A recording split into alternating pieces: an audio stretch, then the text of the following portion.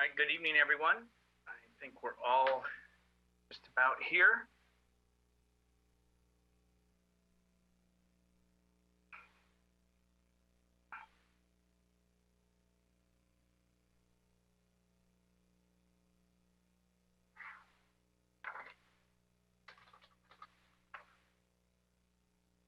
Okay, why don't we go ahead and begin? It is 7:01.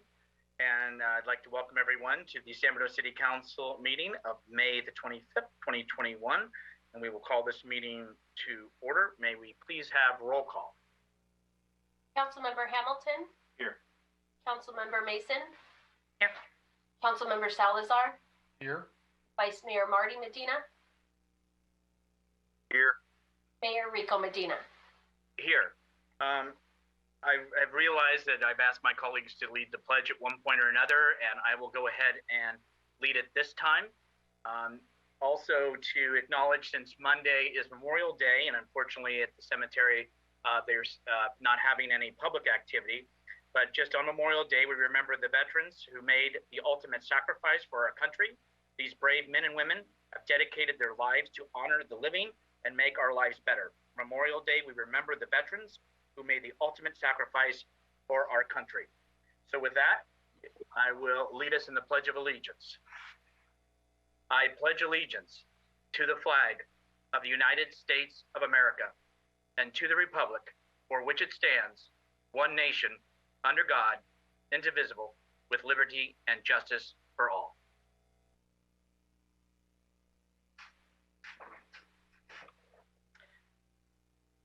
So now we'll move on to item number 3, public comments for items not on the agenda. So if it's an item that's not on the current agenda, then this would be the opportunity in which to discuss. Individuals will be allowed up to 3 minutes. It is the council's policy to refer matters raised in this forum to staff for investigation and or action where appropriate. The Brown Act prohibits the council from discussing or acting upon any matter not agendized pursuant to state law. And if we have folks, that would be the time to please raise your virtual hand, and then we will start to begin and have the city clerk call in any folks. Go ahead, city clerk.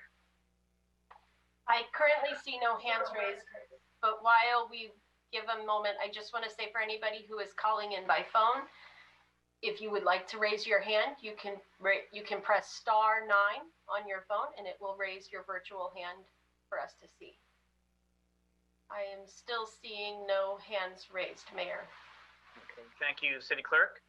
Okay, we'll move on to item number 4, announcements and presentations.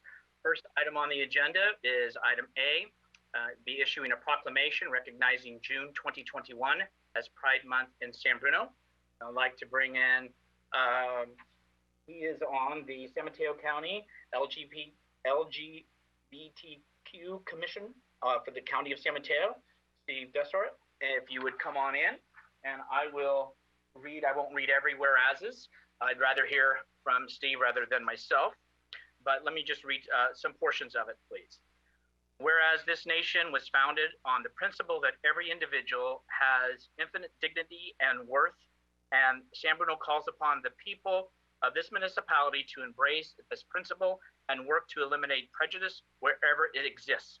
And whereas celebrating Pride Month influences awareness and provides support and advocacy for the San Mateo County's LGBTQ community, and is an opportunity to take action and engage in dialogue to strengthen alliances, build acceptance, and advance equal rights. Now, therefore, be it resolved that I, Rico E. Medina, hereby proclaim the month of June 2021 as Pride Month in support of the LGBT community. And I would like to, and I know it's virtual at this point, but Steve, if I could please turn it over to you.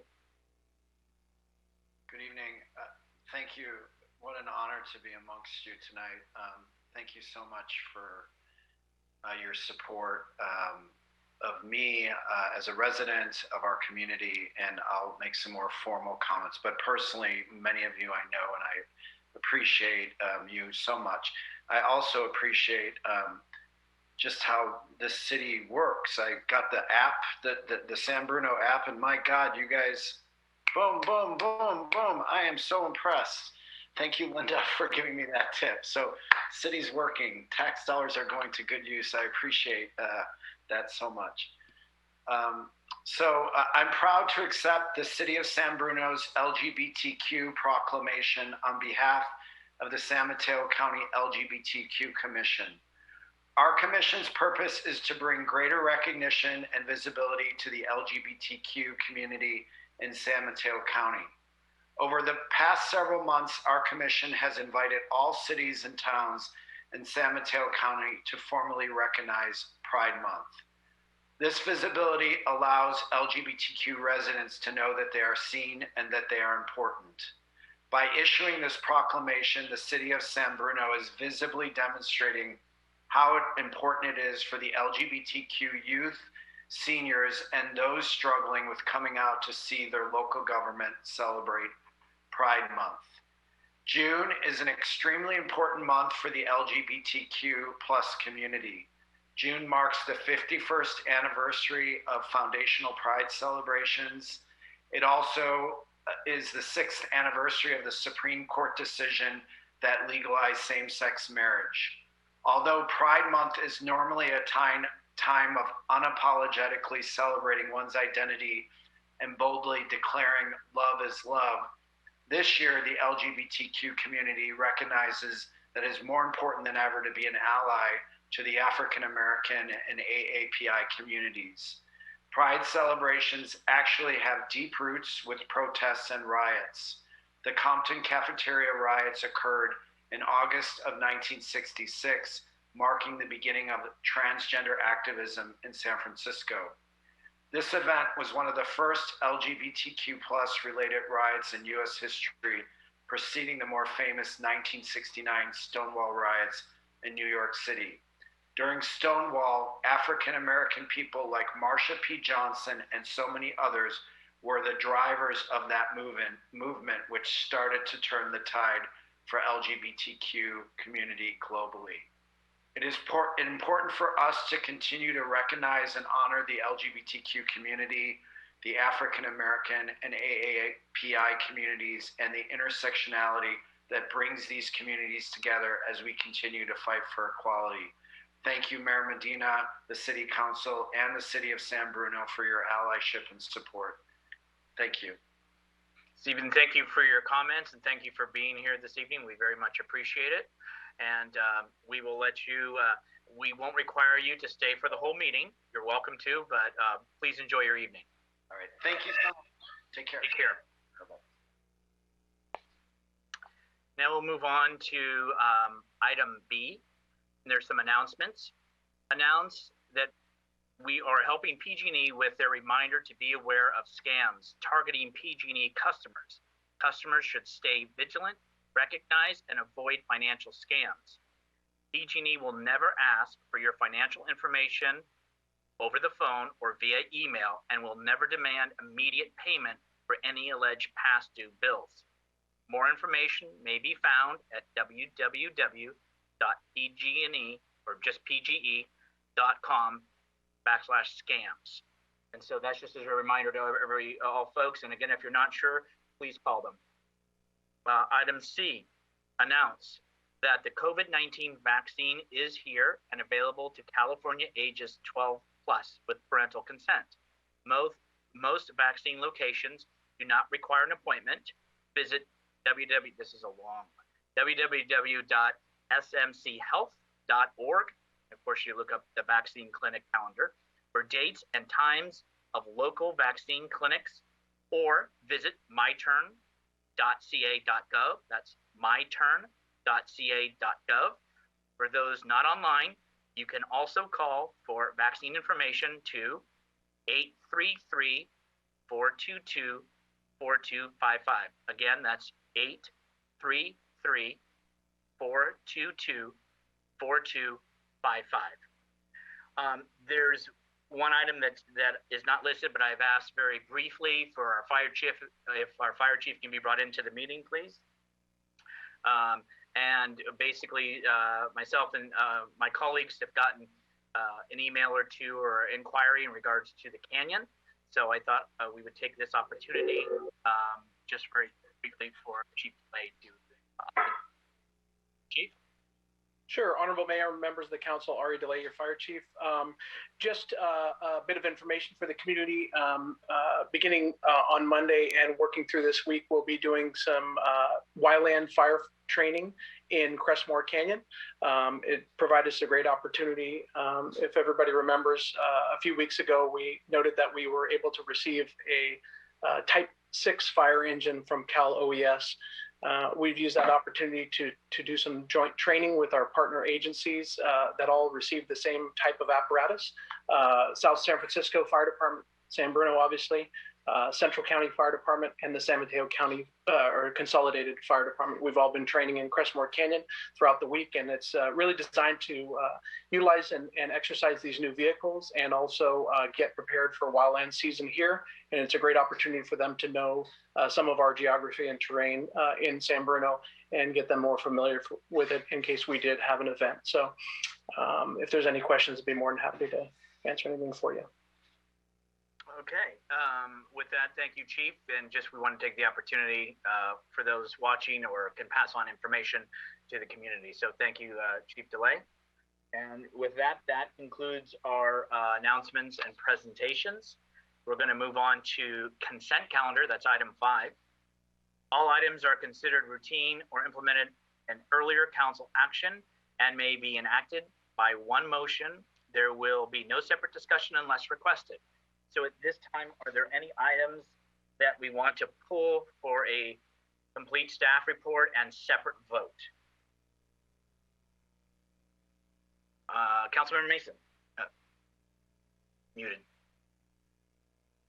Sorry, not for a separate vote. Oh, wait a minute. Okay, no worries. I'm not seeing any. So are there items that we would like to either have a question, maybe a follow-up detail from staff? Mr. Hamilton? Oh, I'm sorry. I thought I saw this. Councilmember Mason, you'd said.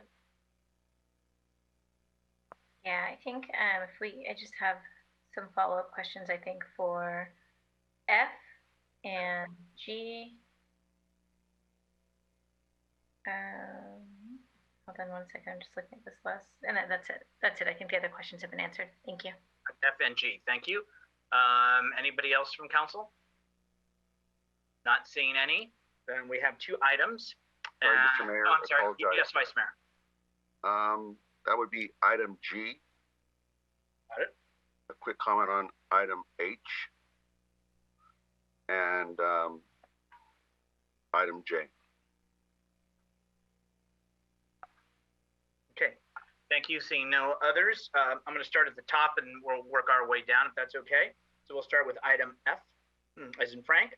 Appoint Rico and Michael to the City Council Subcommittee or Ad Hoc Committee to review fireworks stand permit applications in preparation for the sale of insane fireworks in San Bruno. And again, it is supposed to say, and the process.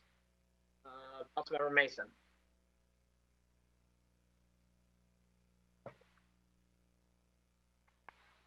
Councilmember Mason, you're muted.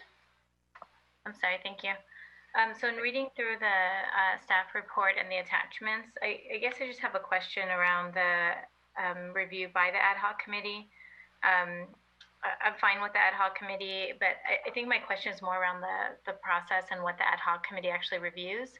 So based on the question that I asked of staff and the response I got, it would be good to better understand or give more opportunities for others to actually have a stand.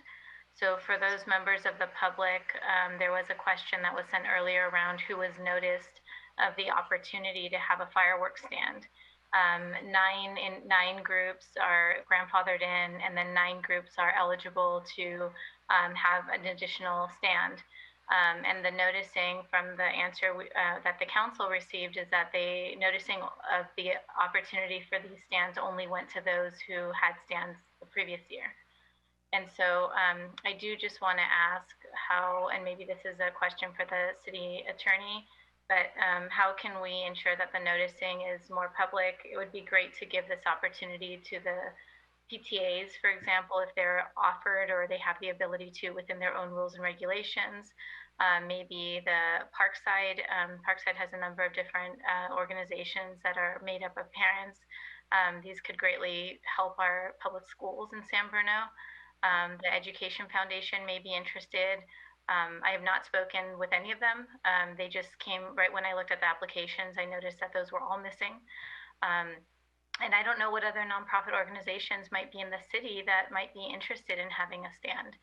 And so without actually giving notice to anybody outside of those who applied the year before, I just think it's not fair to other organizations that may want that opportunity.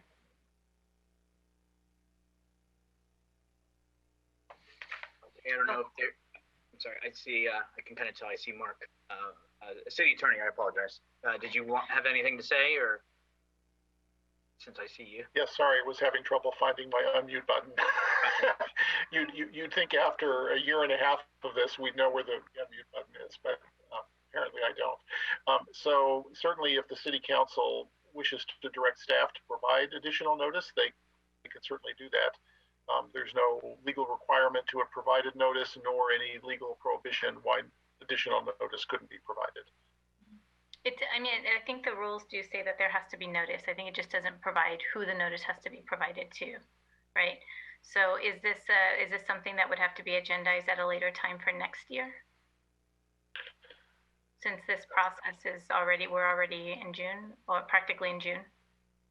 So I'm understanding from the city clerk, and Melissa, please feel free to speak up, that the nonprofits, and I see the city manager has his hand up as well, that staff doesn't know who's interested and who isn't. And so in the past, it's been incumbent upon the nonprofits, who are generally familiar with the fact that San Bruno has fireworks and you can have fireworks stands, to come to the city and request that. And we do know that has happened in the past, but apparently it may not have happened this year, that there were other entities that decided to come in. Correct, and I do want to add, I'm sorry, this is Melissa Thurman, City Clerk. I do want to add that in years past, we have had some school nonprofit groups interested. Parkside did it for a couple of years and eventually pulled out. We post this notice on Channel 1 so that the public that watches our Channel 1 slides is aware that they can come in and get an application if they so choose. Yes, it would be pretty hard for us to know who is interested. It would be better for anybody who knows of a nonprofit in the community that may be interested to direct them to come to the city clerk's office for an application. And then the city manager?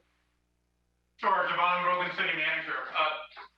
I think this is a quite simple issue. So I think what we have is a request to expand the noticing subsequently, and we can certainly do that. What occurred this time is that the notice was posted on Channel 1, as the city clerk said, as well as sent to all of the groups that have participated in the fireworks stands in the past. And what I hear Councilmember Mason articulating is, let's just broaden that. Next year, expand it out, do a more general notice that can pick up nonprofits that may not have participated in the process before, or nonprofits that we don't know about. And so we can certainly do that and do more of a general citywide noticing, whether it's putting it in the city manager's newsletter, posting it on social media, what have you. I think we can get the word out. So I think it's a fairly simple request to do, and so noted, and staff will be directed to do that. Okay, great, thank you. And just because I don't know how this happened in the past, since COVID was last year, as far as just inviting organizations to come and speak about their organization, it says in the policy that, or the procedure that was in the staff report, that the council can request this. So again, I don't know if this needs to be agendized separately, but I'm not familiar with a couple of these groups, and I would love to hear from their groups about their organization. And it's really an opportunity to see how these funds really help their organizations. Because I think that these fireworks stands are huge fundraisers for some of these organizations. So same thing. I don't know if that would be something that the ad hoc committee would request, that we direct the ad hoc committee to do, or if it's been done before. I did see the notice that it doesn't sound like it had been done in recent years. But I would love to hear from some of these organizations. I think it would just be really beneficial for the council and the public to hear about what they do and how they benefit the San Bruno community. That's it for my comments. And then if someone can provide direction on how we would make that happen, that'd be great. Thank you. City Manager, do you have your hand up again, or was that from before? That was a new hand raised to address Councilmember Mason's latest comment. And so my recommendation would be the ad hoc committee discusses that and a process to invite, I would say, a select group to provide a report out. One of the things that is a challenge with our business meetings, as council knows, that they begin at 7 o'clock. And so the more announcements and presentations we have means the later we're getting to the business items. And given that there are 18 groups, I would suggest that the ad hoc committee just think about the process and maybe find 1 or 2 groups to highlight or invite some representatives to the meeting and keep it really short, really quick. I'd like to expound upon that. The reason I want and process on there was for some of these questions, because the resolution goes back to 2008. It's also the fact of, is it necessary to have an ad hoc committee of the council review the applications which have been reviewed by the city clerk? And maybe we're just having another layer that isn't necessary or required. And so that is also, I was hoping to examine that as well. Because if there's not a need, then let's not duplicate efforts. And so I know Mr. Salazar has had some experience on this. Did it last year for the first time. So I just was trying to get someone that walked through it before and then go ahead and then bring back to council on some of those questions that have been raised, but also about the process does it need these ad hoc committee? Because they have applications, my understanding is a general understanding of what they do, how they give back, which any council person would have the opportunity to see. So anyway, that was another one of my thoughts. Anything else from my colleagues on item F? Okay, seeing none, we're going to move on to item G. Item G is adopt a resolution approving the final map and authorizing the city manager to execute an improvement agreement, maintenance agreement, stormwater treatment measure maintenance agreement, and an affordable housing agreement for the project at 111 San Bruno Avenue and 761, 767 Huntington Avenue. And there were 2 colleagues. First, we'll start with Councilmember Mason, then go to Vice Mayor Medina. Thank you. I just wanted to ask, I think more so for the benefit of the public, there's been so much discussion around downtown and the status of downtown. And as we know, this 111 Huntington is going to bring you right into our downtown. I would actually consider part of our downtown. So I just wanted to ask from a very high level, if staff can provide a quick overview on what the maintenance agreement is and what it looks like. I was very happy to see it in the staff packet. And I think it would just be beneficial for the public to know that the city is taking measures to ensure that our landlords are taking care of their properties as they develop and after they develop. Yes. Sure. Honorable Mayor. Oh, sorry, John. Let me, if okay, maybe I can ask the Vice Mayor too, so that when staff answers, maybe they can incorporate everything at once, please. Vice Mayor. Yes, thank you, Mr. Mayor. I have 2 questions. Basically, after tonight's vote, where are we with the permitting and anticipated construction schedule? And question 2 is I was able to send it into staff beforehand. And my question was, does this project exclude the residents that are living there from participating in a residential parking permit program? And it was my understanding that at the meeting, the applicant expressed no objection to that requirement. However, that requirement didn't make it into an agreement. So what options do we have at this point? Those are my 2 questions, Mr. Mayor.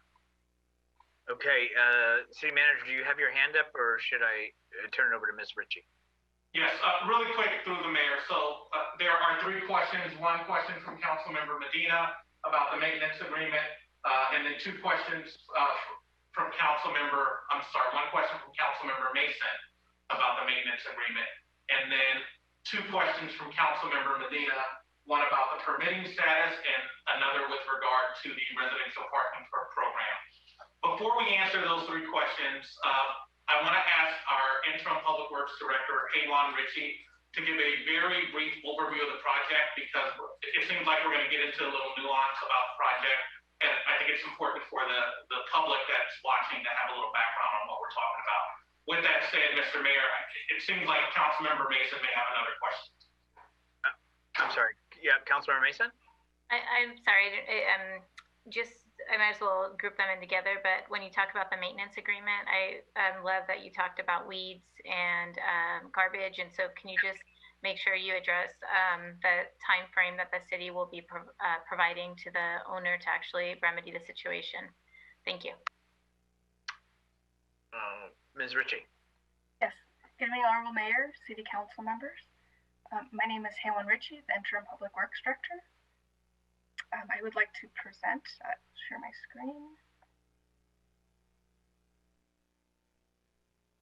Some brief slides here.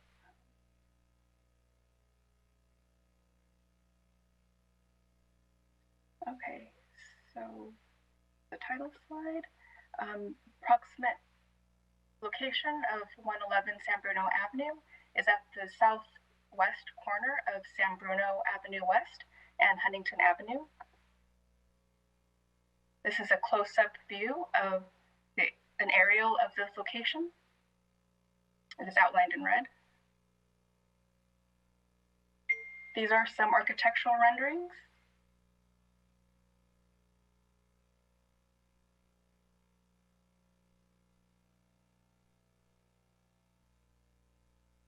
Project overview. The building is 5 stories and contains 62 residential units, of which 11 are affordable housing, with 6 low income and 5 moderate income. There's approximately 7,800 square feet of ground floor commercial. Previous approvals include the Transit Corridors Plan Amendment, Plan Development Permit, Architectural Review Permit, Vesting Tentative Map, 2 loading zone spaces on southbound Huntington Avenue. Public improvements will include new curb, gutter, sidewalk, driveway ramps, pavement, water, sewer, storm drain improvements, street lights, traffic signal modification, street trees, and landscaping, and irrigation to go with landscaping. Before you tonight is the request to approve the final map, as well as authorize the city manager to execute various agreements, including improvement, maintenance, stormwater treatment measures, and affordable housing agreement. With that, I can help to answer several of the questions. So, Councilmember Mason, you had asked about the maintenance agreement. What that includes is, so as part of the improvement agreement, there will be various improvements off-site, so that's within the public right-of-way, and those were listed as in the previous slide. So what the maintenance agreement does is ensures that the project improvements will be maintained to city standards for various facilities. And so what that does allow for is, enhanced maintenance of public improvements by the private property owner. So certain things that may have customarily been maintained by the city, such as street trees or lights, those would now be maintained by the private property owner through this maintenance agreement. And what this maintenance agreement allows is that upon noticing and 30 days to correct the measure, that if that were not to occur, the city could step in and initially provide the notice, and if the remedy doesn't occur, then it affords the city the ability to perform the work and seek compensation for the time and cost to perform that work. Thank you. And then regarding the status of the permits, there are a few pending permits for city review, which include the shoring building encroachment permit for public improvements. The permit plans for public improvements are near complete. However, there are a couple items that still require some additional coordination between the applicant and the city before the encroachment permit for the public improvements can be issued. And so there's few remaining items to be worked through, but it is very close. I think this item tonight, the final map and agreements will certainly move the project forward. And I believe there are still building permits also to be obtained. And regarding the residential parking permit program, possibly if I could request the city manager or the city attorney to help assist with that question. Sure. Through the mayor, Javon Rogan, city manager, I'll address that question. So just to recap for the council and the public, the question from Council Member Medina was, can the city prohibit the property from participating in a future residential parking program? And I believe what Council Member Medina referenced is that in a prior meeting, there was an expressed interest or non-reluctance from the developer that they may be okay with that exclusion. Upon subsequent conversations, as this project went through the process to bring it here tonight, that agreement was not included in the documents that are before you. The council may remember that that requirement was in the Mills Park project as a developer concession as a part of a development agreement. We do not have a development agreement with this project. Thus, we are not able to get that as a concession, a negotiated concession if the developer or property owner is not willing. I did contact the developer today and confirmed that they are comfortable with the documents as presented to council and not supportive at this time of excluding the project from a future residential parking program. The project is not asking for a parking concession, and staff's analysis is that we do not, based on our objective standards, have the ability to exclude this project from a future residential parking program if it is not a negotiated concession. And so while there was conversation about that, it is not in the agreements that are before you currently tonight.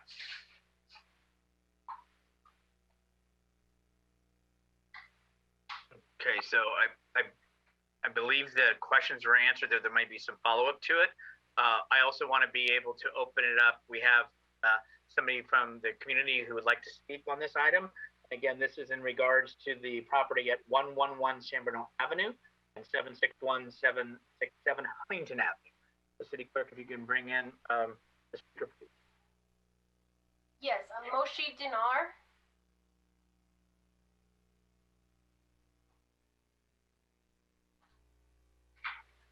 I'm trying to bring you in, Mr. Dinar. It's not.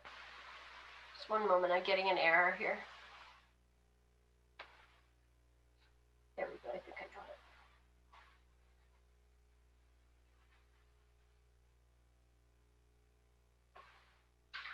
I'm trying to get you unmuted. I'm having some trouble here. If you're able to unmute yourself, will you please hit the unmute button?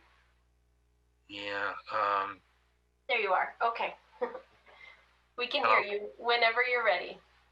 I'm ready now. Okay. Hi, my name is Moshe Dinar. Thank you very much for allowing me to speak at your meeting. I'm the architect for the project. I've been working with planning, public works, and the whole city staff on this project for 6.5 years. We are reaching an important milestone in our process in the sense that with the approval of these agreements and the approval of the final map, we will be able to obtain a permit to do the off-site improvements and make improvements to the city's utilities along the street, and then start the construction of our building. So we're very happy, we're very excited. We want to thank you for the time that you've spent listening to us in various presentations and various neighborhood meetings. Thank you again. As far as the parking is concerned, I'd like to say that the amount of space available for parking is extremely limited.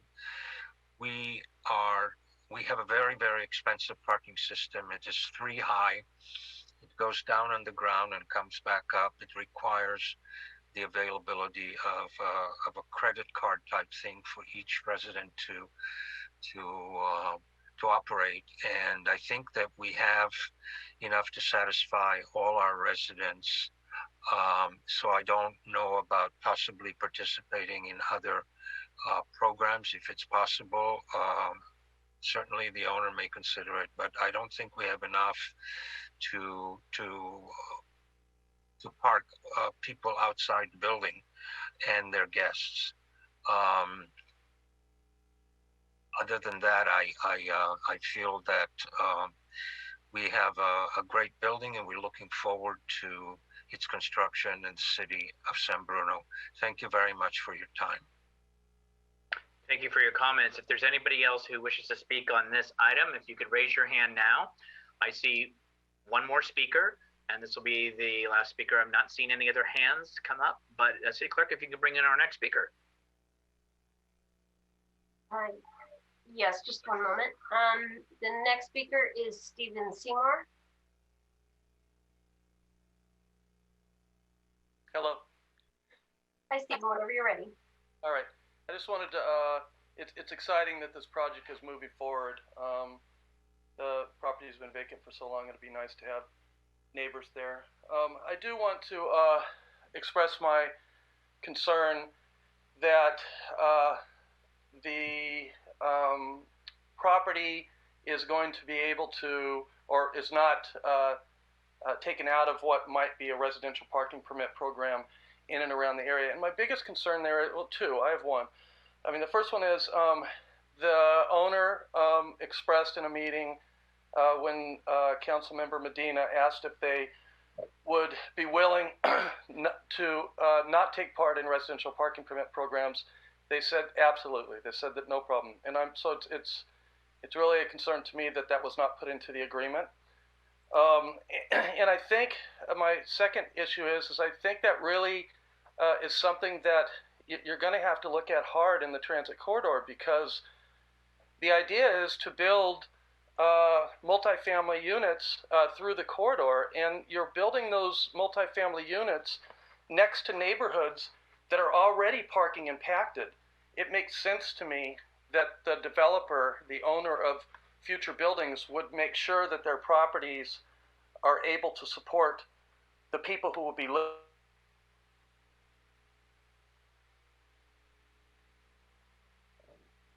Mr. Seymour, we lost your audio. I can hear apprehension in his voice that the system that they've put in place will be able to support all of the people that will be moving into that building and their neighbors and family members and friends that may be visiting them. So I'm pretty concerned that we didn't have the developer exclude themselves from a future parking permit program. And I think you are going to have to work on making sure that happens for future development in this area, because these neighborhoods cannot take another car. Thank you very much for your for listening. Thank you for your comments. So there are no other speakers. So that'll be in for public comment on this item under consent. We'll bring it back to the City Council for any follow-up questions or comments. Councilmember Hamilton. So I just want to, Mr. Dinar was correct. This project has been a very long time coming. In fact, way back when I was on the TSPC, this project came before us to approve a loading zone.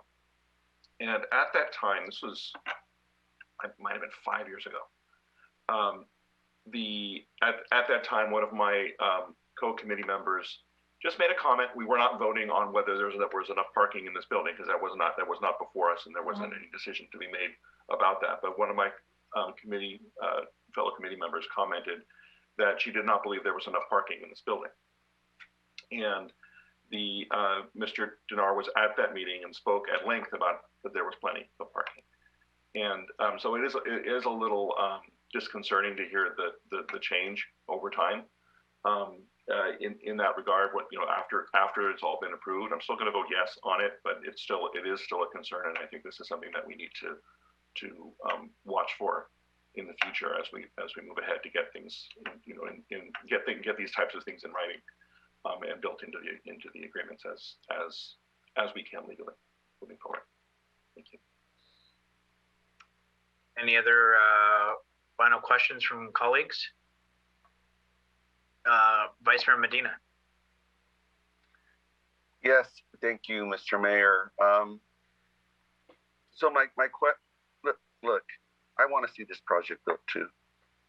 And I think that over the years, as the community understood, okay, they're going to have enough parking for their residents and guests, and a benefit to our community having more homes. But I think we were led to believe that if there was a parking permit program, the residents at this location wouldn't participate in it. And why this is so important is that we know currently parking anywhere near that building is extremely difficult. So legally, the question then would be to the city attorney, this is not what we're voting on right now. Of that part, it seems has already passed to approve the project, and we didn't have that in there. So I'd like to have our city attorney opine on that. So you're correct, Vice Mayor Medina. What's in front of you tonight are the improvement agreements only, and not the re-litigation of the conditions of approval for the project. Thank you very much, City Attorney Zaffarano. I would ask I'm asking the developer that it's the right thing to do. Having your future residents out potentially further impacting the parking isn't very neighborly. And we will make sure that we'll do as much as we can to make sure this doesn't happen again. Thank you. Yeah, and the only thing that I would suggest is so that it's really documented, I think, when it goes to the process.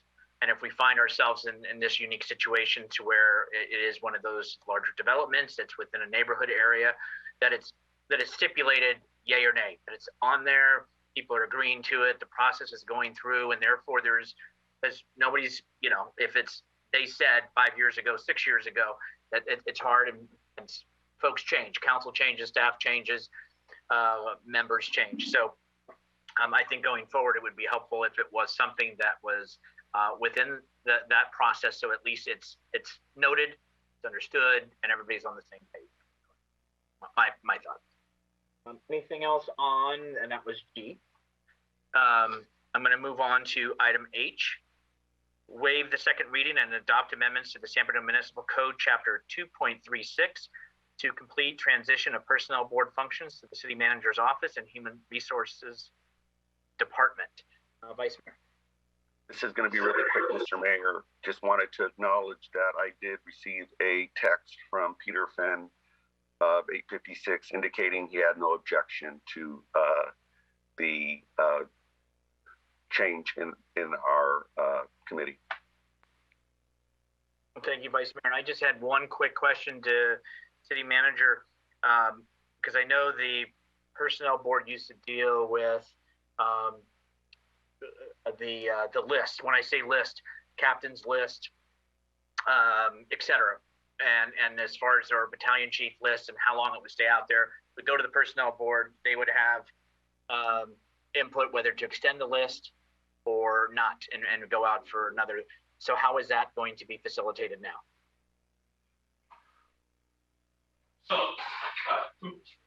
Mr. Mayor Medina, in response to your question, that responsibility will be assigned to the chief people officer or assistant city manager to make that decision. So it has been delegated to staff through the action that is before you tonight. And so it is no longer a decision of the board or of the city council. And what that is we have eligibility lists after we run a recruitment. Typical administrative hiring process, you establish a qualified list. If no one has hired off that list for, let's say, 6 months, the list can be extended for another 6 months or the list can expire. And so that decision will on expiring the list will be handled by staff. Okay, and there will be a process in place as when that time comes. Okay.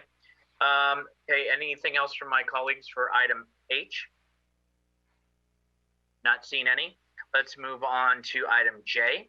Adopt resolution accepting the short-term plan to activate Centennial Plaza with plaza improvements, authorizing the city manager to implement plaza improvements and appropriating $80,000 from the Park and Lieu Fee Fund. Yes, thank you, Mayor Medina. Just wanted to, I did submit a question, and my interest on the proposed plan, basically what I heard back is that there are some potential changes, and for those changes, perhaps staff can give an update, which kind of addresses a few of my questions. However, I want to make sure that they have plenty of funding to address the change from decomposed granite to pavers. So just wanted to let staff know that perhaps it would be beneficial to increase that budget because pavers aren't cheap. And I'm also interested in a small stage which could be made of pavers and some potential lighting for that area. I understand that we had at one point some solar capability lighting left over from the street lights that went out and over the couple of the years. So just wanted to bring that forward and make sure that we have the proper amount of funding for that and the changes that are identified. Thank you. City manager, please. So I would recommend that the city council do a small adjustment to the budget. As you know, the recommended use is park and lieu funds.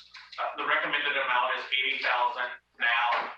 We will be working with a landscape contractor to both design and implement these improvements. They are intended to be a quick win, a short-term project. And so if the city council would like to provide additional budget, we can look to seeing if there's a possibility to upgrade and add lighting and additional pavers. Again, can't say for certain at this point, but I would recommend you can increase the budget from $80,000 to $150,000. That would provide sufficient funds to get the project done, and any funds that are not spent will be returned to the Park and Lieu Fund. Are there questions from colleagues? Comments? Councilmember Salazar, sorry. Thank you. So just in terms of changes and adding things, as a project manager, I got to tell you, scope creep is one of those things that just makes me cringe. And when we start, we kind of agreed to some quick improvements and a budget. I'd like to see us stay as close to that as possible. I mean, going from 80 to 150, it's almost doubling it. And I was also wondering, typically we have gone to the Park and Rec Commission with appropriations from Park and Lieu funds, and I'm wondering if that has gone through the commission yet, and are they aware that we're proposing the use of those funds for this project? City Manager. Sure. Councilmember Salazar, it is our intention to take the finalized plans to the Park and Rec Commission so they can see those, and we will. I do not know if if it has gone to them just yet. Unfortunately, right now I'm just blanking on what the last agenda was for the Park and Rec Commission, but I believe it has not. But regardless, we will take it to them for their input. Yeah, I wanted to also, that's one thing that I know in the past that some commissioners were not pleased, shall we say, that topic. Not that they control the money, but we do bring those things by them to get their input. They have it on their agenda for the public. The other thing is I know you're having just to kind of throw something out now, but to go from 80 to 150, almost doubling it, concerns me a little bit. I mean, it was 125. I know it's like Eureka, it's $25,000, but just doubling it at a moment's notice does concern me a little bit. And I think City Manager, my assumption would be that you're kind of obviously having to just kind of think about what it could cost, not really knowing. Absolutely. Council will remember, I believe it was in April that we brought the concept to you, and Council's direction was, if you can identify funding, bring this to us as soon as possible so you can implement this project. And so that is why it is before you. In fact, the direction is we were going to include the funding in the proposed budget that would be adopted late June and available July 1. And Council's direction was, frankly, bring it to us sooner so we can get these improvements implemented downtown as soon as possible. And so that is why it is to you this soon. And yes, the recommendation to increase to 80 to 150 was not an attempt to sort of double the budget. It was sort of to provide enough funds to get the job done. And again, any funds that are not spent will be returned to the Park and Lieu Fund. And we will certainly take the final design and the concept to the Park and Rec Commission and then move forward expeditiously. I think part of the concept of getting these improvements done soon is summer is fast approaching, and having Centennial Plaza reactivated for the summer and potentially additional places for outdoor dining was of high importance. And so we are trying to accomplish your mission, and both having not wanting to have to come back for additional authority is why I said increase to 150. Know that we will be diligent with the funds as we always are. Okay, thank you. We're going to go to Councilmember Hamilton, then we'll take a comment from the public. So might I suggest that, I want to see improvements here as well, but I also don't like to see the budget go up by this much without knowing exactly what we're getting for it and all of that. And also don't want to put staff on the spot to have to try to guess at that. Could a viable option be that we approve the 80,000 as is, and then as the final design is put forth, staff would be able to tell us that it would cost X thousand more to put in lighting or whatever this specific proposal, so that we can add to it later if we so choose, but approve this so that we can get started on it for all the reasons that the city manager just outlined. That's what I would recommend for tonight. I think that might be a question for City Manager. Yeah, maybe I should have phrased it as a question. Is that a feasible course of action? We can absolutely bring another staff report and a appropriation request back to the City Council. And what that would mean is that we would not be able to enter into the contract for the full amount. We would attempt to give the vendor an initial task order for the work that we have budgeted, and then bring another staff report back to the City Council, as well as go through the Park and Rec Commission. And so it may have a timing impact, it may not. I literally don't know right now. But if we would like to increase the work that we're doing, it's certainly going to come at an additional cost. If that cost exceeds $80,000, we'll come back if that's council's desire, or you can provide an additional allocation now, knowing that staff would go to the Park and Rec Commission, and any funds that are not spent would be returned back to the Park and Loop Fund. Okay, thank you. Okay, if there's anybody from the public, because we do have somebody from the public who would like to speak on this, now would be the opportunity to raise your hand. Again, this is in regards to the short-term plan to activate Centennial Plaza. City Clerk, if you can bring in our speaker. Yes, Paul Lipinski. Good evening. I'm just concerned about what I just heard. If you have a budget, that means you've already planned and did cost estimates. And just throwing out numbers and shotgunning is not a way to do business. If you're going to update the budget to 150, that's fine, but you should have some justification behind it. It's really, it's the taxpayer money, and it's just saying, well, we'll return it what we don't spend. Government usually doesn't give money back, so they're going to spend what you give them. So we should, have a budget. What's needed gets spent. What doesn't need it doesn't get spent.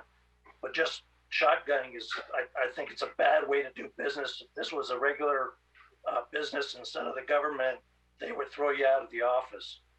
That's all I got. Thank you for your comments. I am not seeing anybody else from the public, so we'll close off for public comment and bring it back to council. Vice Mayor Medina. Yeah, in defense of that last statement, it probably would be beneficial to share the original concept that had decomposed granite, and there's a fountain there, and when decomposed granite gets wet, it's not the best material to stand on, and the addition of pavers is a substantial improvement on a surface. So I believe that this is going to be in that condition for quite a while, because we don't have a long-term solution to work do with that property. And we need something that looks nice. And I want to see us move forward with it. To only allow $80,000 is not going to be enough. That was a preliminary budget based on quickly putting something together at the council's direction. So I'm okay with allocating the amount. I trust staff will do their best to make sure that they're going to be careful with spending those dollars. But it's also important to remember, it needs to look nice. It's nearly the centerpiece of our downtown. And for too long, it looked the way it looked. I'm in support of the 150. And I guess we're going to have a separate vote for this agenda item. I'll check with the city attorney, but maybe the motion could be, if it were to modify that, or if it needs to be a separate vote, we can always certainly do that. City attorney? If I'm understanding correctly, you can't include that in the original motion if somebody wants to make that. Okay, thank you. Is there any other questions or comments? Okay, I know it does say short term, and I will tell you, I remember the day that it was Wells Fargo. I remember the day it was a lot with a fence that collected weeds and newspapers that blew. And I think our intent is short term, but in all honesty, I think the short term will become something longer. Everybody has a definition of what short term and long term are. But I believe the intent is for short term. However, with no fault to staff or anyone else, and I go back to when it is what it is today, it was done in-house with what was currently at its disposal. When I say its disposal, what Parks had to put that together. So it was a very nominal cost, and that's why it was done, because it was to be temporary. Well, obviously we know it's not temporary. So anyway, I just wanted to remind folks of that. So with that said, we are concluded with item J. We have consent for items A through J. And at this time, you could make a motion, as I've indicated, that modifies the resolution on J if there is council direction for that. Vice Mayor Medina. Yes, Mayor Medina, I'd like to make a motion to approve the consent calendar with the amendment to item J, increasing it to 150,000. Through the chair, if we could, before that gets seconded, if there is going to be a change to that one item, then I would like that item pulled and voted on separately. Yeah, there was a motion. I haven't had a second yet, but there's been which could be an amendment to the motion, which would be to pull it and have a vote separately. Does the motion maker have a problem if we revert back and just deal with A through I first? I have no problem with that. That's why I suggested that we pull it, but that's okay. Absolutely, no problem. Okay, just if it wasn't necessary, then we didn't have to. Council Member Hamilton? I would also, I think it should be voted on separately, not all together. And I would make a suggestion to the motion maker that you also include the specific direction that excess funds be returned to the Park and Loop Fund. I think that should be part of the motion in my opinion. Okay, so let's go with consent. Items A through I. Is there action from council? Move to approve. Second. Okay, City Clerk, I'll let you figure out who was second, who seconded it. But we have a motion and a second. Mr. Hamilton says it doesn't matter either way. Roll call, please. Councilmember, excuse me, Councilmember Hamilton. Aye. Councilmember Mason. Aye. Councilmember Salazar. Aye. Vice Mayor Marty Medina. Aye. Mayor Rico Medina. Aye. Motion Now, carried. thank you very much, City Clerk. Now we have item J. Action from council. A separate vote. Mr. Mayor? Vice Mayor. Yes, I'd like to make a motion to approve item J with the amending the amount from 80 to 150,000 with the remaining funds to be returned to the Park and Loop Fund. I'll second. Motion made on second on the question. There was also about it going to the Park and Rec Commission. Is that for review? Is that still part of the motion, or is that assumed? I don't want to assume. Mr. Mayor, that would be assumed. Okay. Is that correct, Mr. Hamilton? Sure. Okay. Okay. Roll call, please. Councilmember Hamilton. Aye. Councilmember Mason. Aye. Councilmember Salazar. While I wholeheartedly support the project and the submission that staff did, I can't support changing the budget so dramatically at the last hour, and so I'm going to have to vote no. Vice Mayor Marty Medina. Aye. Mayor Rico Medina. Aye. And I'm voting aye because I just am concerned the short term will not be, but I appreciate it, and I do agree that this should not be the norm for council to double budget processes as we've given direction to staff and in that going forward, my opinion. Okay, so that's it for consent. We're going to move on to conduct of business, which is number 6 on the agenda, and we'll go to item A, City Clerk. Item 6A, receive the third quarter financial update report for fiscal year 2020-21 as of March 31st, 2021, and adopt a resolution approving the third quarter budget amendment for the fiscal year 2020-21 operating and capital budget. And we're going to have our city manager as well as finance director Sun. And what I would ask is if there's about 23 slides, so if we could let them get through their presentation, and then we'll start opening it up for questions. City manager. Sure. Mayor Medina, we are totally ready to go forward with 6A. However, I would like to request, if possible, that we take item 6C. We do have the county's animal control and licensing manager with us, and she is ready to attend and support this item. With your concurrence. Yes, I do see in the attendees the representative from the county. And obviously, I think the budget process may take a little bit of time with its presentations and questions from the community as well as from council. So yes, I'm fine to move up the item C so we can have that presentation and allow the other person not to have to stay with us longer. City Clerk, can we move to item C, please? Item 6C, adopt a resolution authorizing the city manager to execute an agreement with the County of San Mateo for continued provision of animal control services for a 5-year term beginning July 1st, 2021. Manager. Sure. Thank you, council, members of the public. Javon Brogan, City Manager. I will be presenting the item tonight, and thank you again for moving this item up.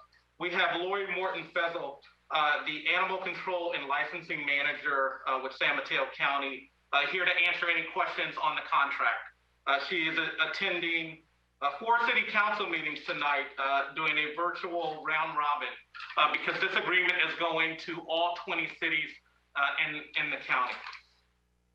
And so let's begin with the objective. The objective tonight is to provide information on the proposed agreement with the County of San Mateo for continued provision of animal control services for a 5-year term. As the council knows, I have been a part of this process since 2019 when there was an extension of the current contract and an audit.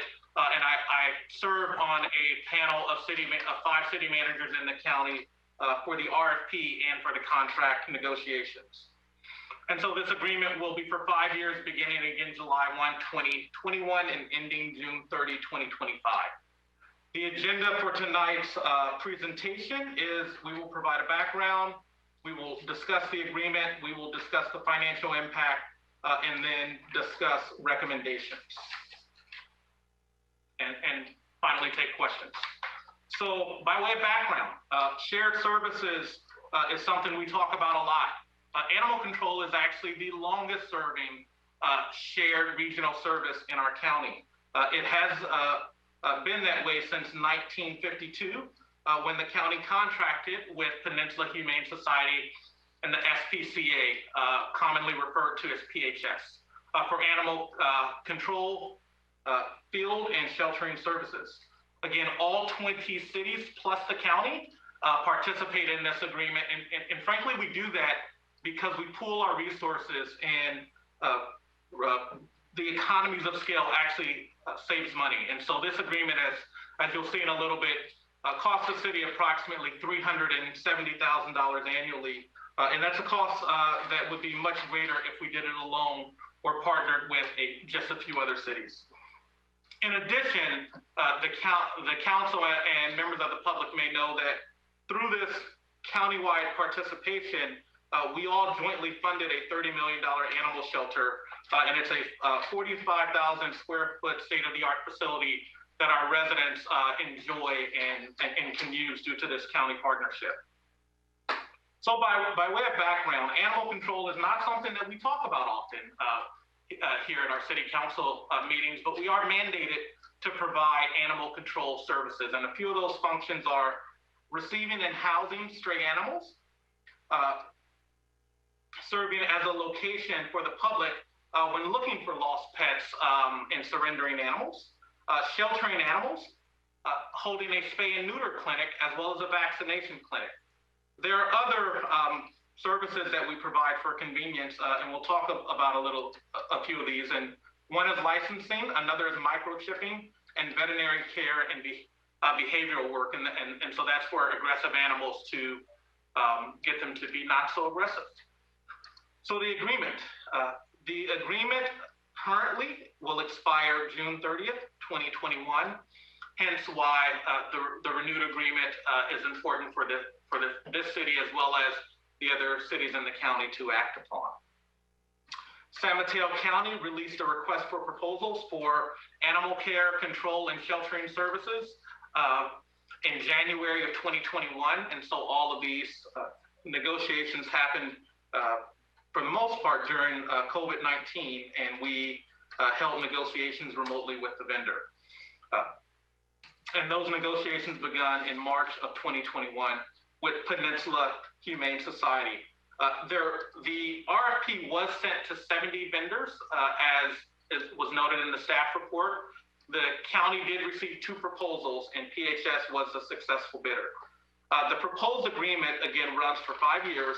The total amount of the agreement is $32.5 million. I know this next chart may be a little small for those at home, but I'll go through it really quickly. In total, the annual cost for countywide is $6.2 million, and by the 5-year number will raise to just under $6.9 million. And you do that math for each year, and you get $32.5 million. It is broken up in detail here on personnel fringe, which is all of the wraparound costs related to personnel benefits, as well as other personnel expenditures, operating expenses, equipment, subcontracts, and other costs. It's important to note the structure of the agreement. And so the county holds the contract with the vendor, and then all 20 cities have a contract with the county. All 19 cities have a contract with the county. And so that contract covers the costs, services, our responsibilities to pay for the debt on the facility, as well as performance expectations. The county is directly responsible for oversight of animal control, and that is Lori's job, which is why she's here today if you have any questions about the contract or operations. With the provision of the contract, I think I've said all of these, but it's important to note that the new contract has built-in incentives. There is an annual incentive of up to $100,000, and there are thresholds for the vendor to actually, if they meet their performance targets, to receive that financial incentive, but that financial incentive is put right back in to helping animals in our community. Also within the contract are increased response times and a number of benefits. So the staff report has a list of services that nearly covers a full page, and so it's on page 2 of 7 of the staff report, and I won't go through them all, but this little word cloud shows a number of them. So the contract covers rescuing animals, capturing large stray animals, investigations of animal bites and attacks, removal of dead animals from public property, removal of dead or wildlife from private property, enforcement of leash laws and local ordinances, pickup of animals that are injured or in confined spaces such as schools, response to calls for animals in traffic, dangerous animal permit violations, stray patrol requests, as well as treatment services for injured animals, and it provides animal enrichment services while at the shelter. And there's a whole list in the staff report. It's also important to note that the agreement that you have before you has a number of services that were not in the prior contract. And so those are listed on page 4 of 7 in your staff report. And just to highlight a few, one, there's a requirement for an annual fiscal or performance audit in the contract. That is new. There's also 26 performance measures in the contract that the vendor must meet. That covers both response times, staffing, as well as service and care for the animals. There are also an additional 4 animal control officers, which is important for cities like San Bruno, because response times, frankly, have been an issue. And so the new contract has additional officers as well as response time performance measures that the vendor is required to meet. It's also worth noting that because Peninsula Humane Society operates a philanthropic wing, they provide services that the cities do not have to pay for. That's adoption. Microchipping is 100% covered for animals that are adopted by their philanthropic wing, as well as paying for spay and neuter. And so because of the partnership that PHS has with donors, all of the cities in the county actually receive benefits through their philanthropic efforts. And so the cost is divided up by all agencies in the county. San Bruno, as shown on the slide, pays 5.71% of that total cost. In next fiscal year, our estimated total is $376,000. The cost is included in the proposed budget that will be before you. It's also worth noting that for council members that have paid attention to the budget in detail, this cost was budgeted in the police department. We have now pulled that out and put that in non-departmental. While the police department does work closely with PHS, they are not responsible for the contract negotiations nor the cost. And so that is handled by the city administrator's office. And so we put it in the non-departmental budget, which is a typical budgeting practice.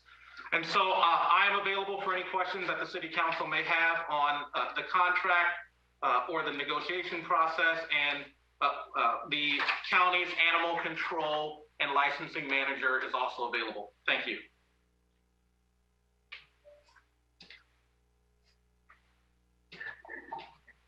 And if we could unshare the screen. Thank you so much, and a good evening, Lori. So any questions from colleagues? Councilmember Mason? Yeah, thank you for that presentation. I just wanted to follow up on a question I had sent earlier to staff, hoping there would be some preparation, but around the lease.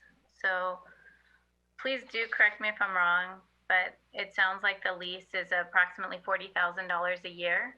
And some of this is somehow contributed to the construction of the new building. And so the question that I have is, once that cost is at some point realized, understanding that this is years from now, is there also an agreement that the cities that contributed would no longer be contributing to a lease? Yes. So let me take that. The $48,000 that you're referring to is a part of our annual payment. That it's mentioned as a lease. It's actually lease revenue financing, which is the debt on the nearly $30 million facility. And so that annual payment for the $28,300,000 facility is approximately $856,000 a year. San Bruno's portion of that is $48,000. And so that is a lease revenue debt payment for 30 years. And once that debt is satisfied, we will not pay towards that lease revenue payment. Great. And then as far as the actual, as far as the proportionate share of costs, so I understand that it's separated by city, and I think that was really helpful, but I would love to see an actual metrics, and I know that this was requested in the past, but an actual metrics of how many calls. The agreement is quite long, but there is a section in the agreement that actually lays out what the expectations are for the contractor within every area possible. And so, but I didn't see a metric that breaks down each one of those by city. And so while I am going to support this item tonight, it has been requested before, and I would really like to see it. I think it's important that we really understand how many calls are actually coming from San Bruno for each one of these areas, how many are being responded to, so that we know what that proportionate share is going to. And then lastly, I just wanted to thank the city manager for ensuring that this contract was procured, and that we have a reasonable end date, so that there is a competitive bidding process. Thank you. And then I saw that Lori's mic went on, and if you had something to add, that's great. As far as to that, as well as just for those listening, if you could tell on Rollins exactly where the facility is located, because some folks may be going, well, where is this? Because I know it's a beautiful location, and you can adopt and all kinds, volunteer, all kinds of stuff. There's actually two shelters. First, I want to say thank you, Mr. Mayor and council members. The county shelter is at 12 Airport Boulevard, right on the bay. It's right next to Coyote Point Golf Course. The Humane Society, the nonprofit, has one also in Burlingame on Rollins Road, and that's where the adoptions take place. And the shelter is completely finished and constructed. And again, when COVID's over, if anybody would like a tour, I'd be more than happy to take everybody through the shelter. It's a beautiful building. Max might get a puppy. Was there anything else to add to Councilmember Mason's in regards to numbers, or I can turn that to City Manager? I know you were on the ad hoc committee for City Manager. No, I can answer the question about the reports, and I do want to thank City Manager Javon. He was amazing on the negotiating team. He asked very good questions and participated and helped us negotiate a contract which is less than what we currently pay today. So thank you very much. Yes, we will be receiving monthly reports, quarterly reports, and annual reports. Those reports can be broken down by city, by calls that are responded to in your city. If you'd like to see the ones currently, I can send those over to the city manager so you can see what your current statistics are. And then going forward, I will be sending them over monthly. But we can report out on that. And if there's anything else you want to see when you see the reports, let me know. And we can try to get those for you. Thank you. City Manager, anything to add, or took care of it? Okay, other questions from colleagues? Councilmember Salazar.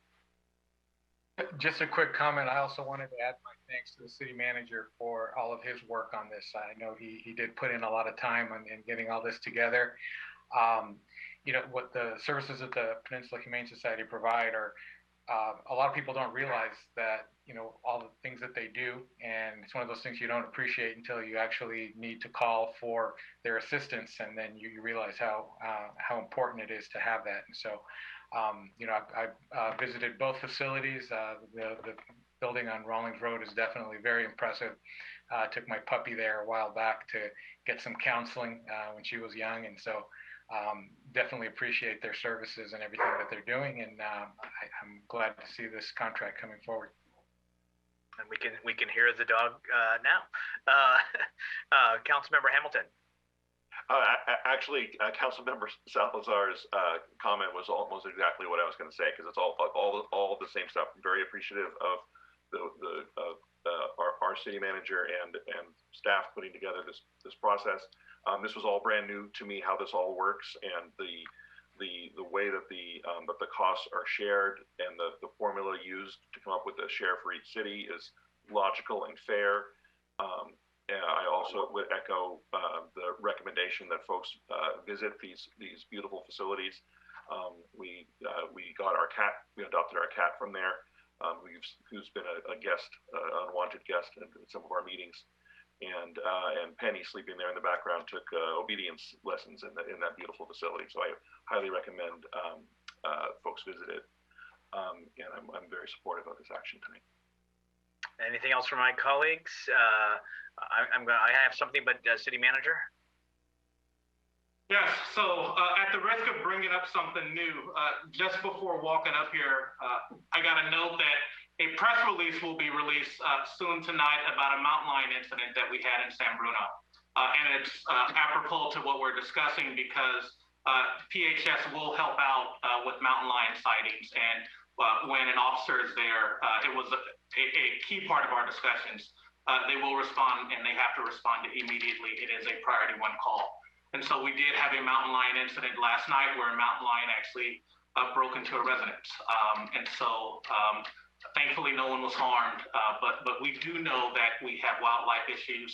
And while those are under the jurisdiction of the California Department of Fish and Game, this contract and the support from Peninsula Humane Society and their animal control officers is a part of our immediate response force on these instances where if there is a dangerous situation and someone and an animal needs to be tranquilized, they have that ability and can advise. So know that this is an important contract, and thank the council and thank Lori for all of her work. And we know many of our neighboring communities are experiencing that as you watch on the news, not just here, but elsewhere as well. This was one of our initiatives, but obviously it was being worked on.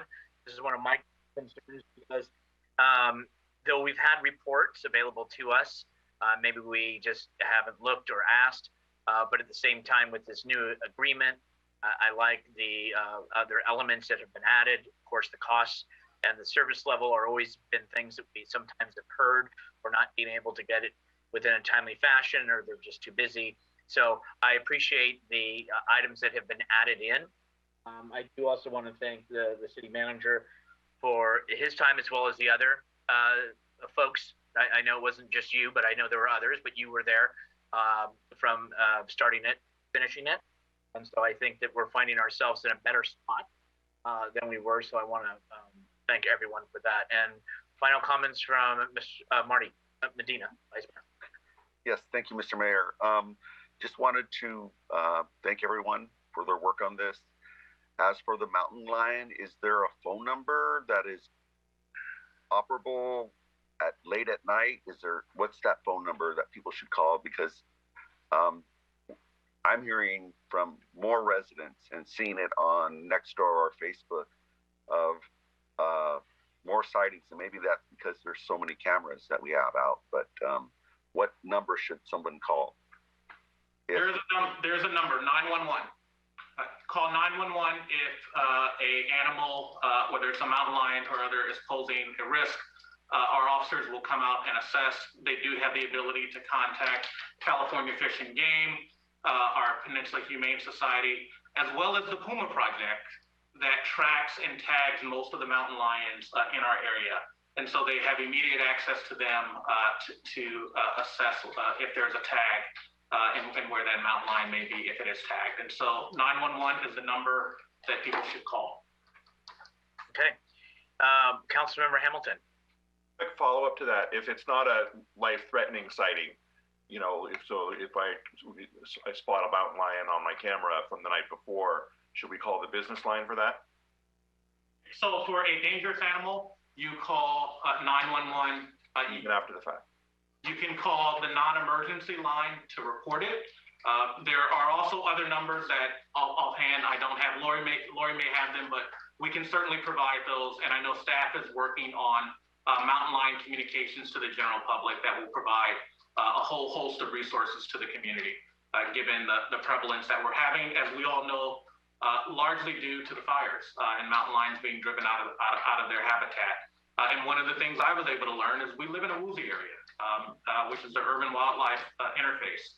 And mountain lion sightings are normal. It is a part of where we live. And so now that everyone has Ring cameras, you are seeing mountain lions when you live really close on that urban wildlife interface that unfortunately is a part of nature. But there are instances where absolutely you call 911 and there are places to report mountain lion sightings, and we will make sure that those are provided. Thank you. Okay, information is coming out. Again, want to thank Lori for your time. I know you're making the county rounds, and obviously thanks to Mr. Hamilton and Mr. Salazar. We even got a plug for the services that are provided for everybody's interest. So with that, thank you, and then we'll bring it back to council for action on item C, please. I'd like to make a motion. I'll second. Motion Hamilton, second and Salazar, to introduce the resolution to authorize the city manager to execute the agreement with the County of San Mateo for the continued provision of animal controlled services for 5-year term beginning July 1, 2021. Roll call, please. Councilmember Hamilton. Aye. Councilmember Mason. Aye. Councilmember Salazar. Aye. Vice Mayor Marty Medina. Aye. Mayor Rico Medina. Again, thank you, Lori, and good luck, and enjoy the rest of your week. All right. Thank you very much. Thank you. And so we will go back. We're still on conduct of business, but let's go back to item A and read that quickly. And again, as you know, that was received the third quarter financial update report for 2020-21 as of March 31st, 2021, and adopt a resolution approving the third quarter budget amendment for fiscal year 2020-21 operating and capital budget. I'll turn it over to the city manager and then the finance director. And again, if we could hold our questions until the end of the presentation. Thank you. Thank you, Mayor, and members of the council. My name is Chen Yu Sun. I'm the finance director for the city of San Bruno. And today I'm going to present the third quarter financial update for this fiscal year 2021.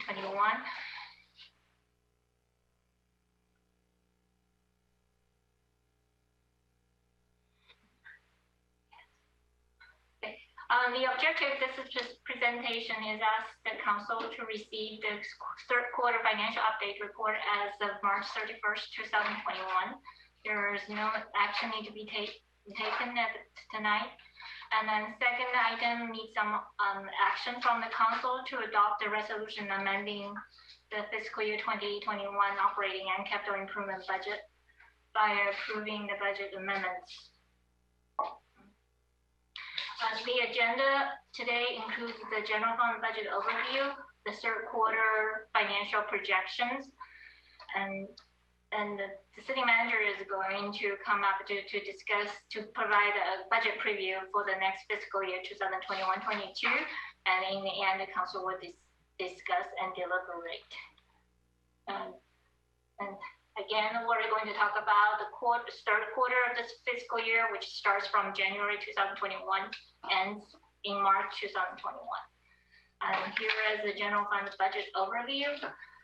If you do remember, when the current year budget was adopted, we're estimating a 48.7 million in revenues for the general fund and 49.3 million in expenditures.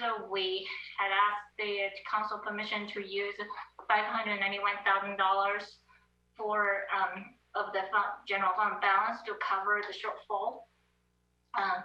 Here is a look at the general fund revenue summary and expenditures. General fund revenue is relatively diversified, and 25% of the general fund revenue came from property tax, and then another transfers, and then other revenues account about 21% of the general fund revenue. That's the second largest item. The third one is sales tax by 13%. Expenditure size were not so diversified, and most of our expenditures are coming from staffing related costs. By department, safety means police and fire departments account over 47% of the general fund expenditures. Here's a third quarter general fund update. As of March 31st, we are looking at the entire we estimate as of year ends we'll receive about $50 million in revenue for general fund, and then just around $48 million in expenditures operationalized. And we're actually going to see related with operational activity, we're going to see about $1 million in surplus this year, and we'll end the year with a fund balance of almost $2.4 million. Here is a look at the general fund revenue for this fiscal year. We did amend the general fund revenue by making several cuts, and I'll talk about cuts in a few minutes later. So as of right now, we're anticipating the amended budget. The revenue will exceed the amended budget by $286,000, but that's based on the decreased amended budget. There are some cuts involved in the amended budget is vehicle license tax. We cut the vehicle license tax revenue projection by $621,000 because more schools in the county are converting from non-basic schools to basic schools, and then they're reduced the funding resource for vehicle license fees. We'll also see a decrease in the sales tax receipt. Sales tax will be down by another $350,000, and departmental revenues are also down by $377,000. To come up to make after for some of the loss in revenue, charges for services and transfer other funds are going to exceed the amended budget by 1.5 million. So that's kind of put us a little bit in the good. Expenditure-wise, the city staff has exercised proactive spending controls, and we will end the year with expenditure about 1.2 million below the amended budget. Expenditure savings are mostly associated with the position vacancies and delayed recruitments. Social restrictions imposed by coronavirus have caused some service reductions, specifically related to community service department. They had to cut a lot of programs because of the social distancing mandates. Here's a look at enterprise and internal service fund budget update.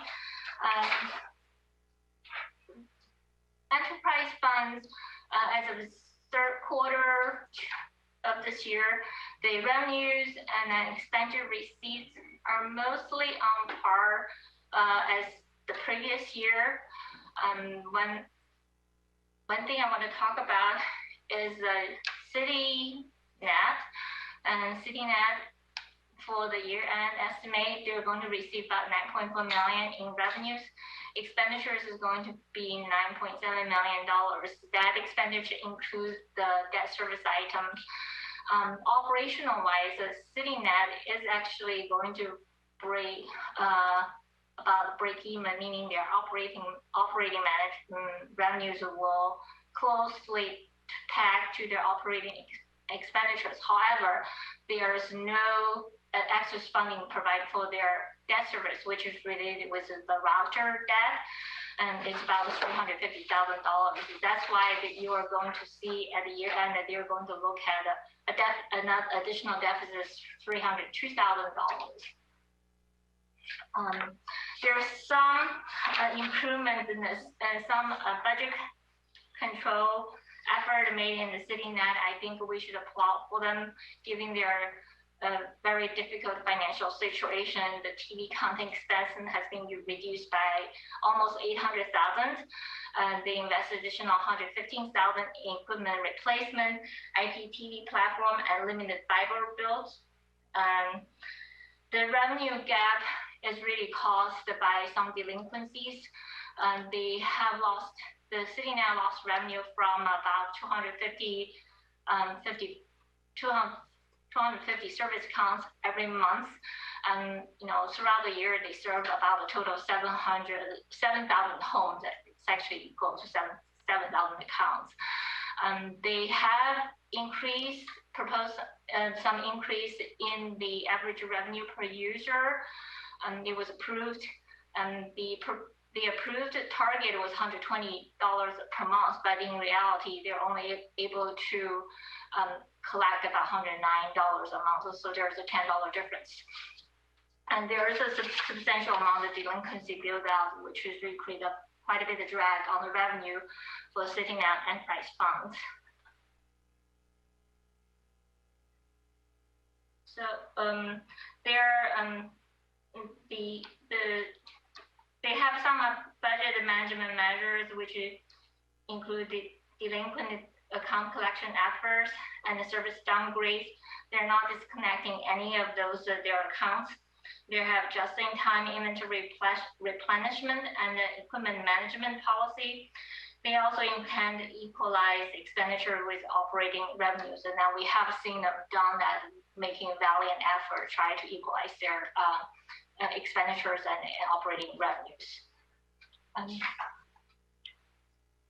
Here's a look at the city's internal service funds as of March 31st, and throughout the year, we're expecting the internal service funds to be on par with the previous year, and the external service fund is mostly funded by the city departments.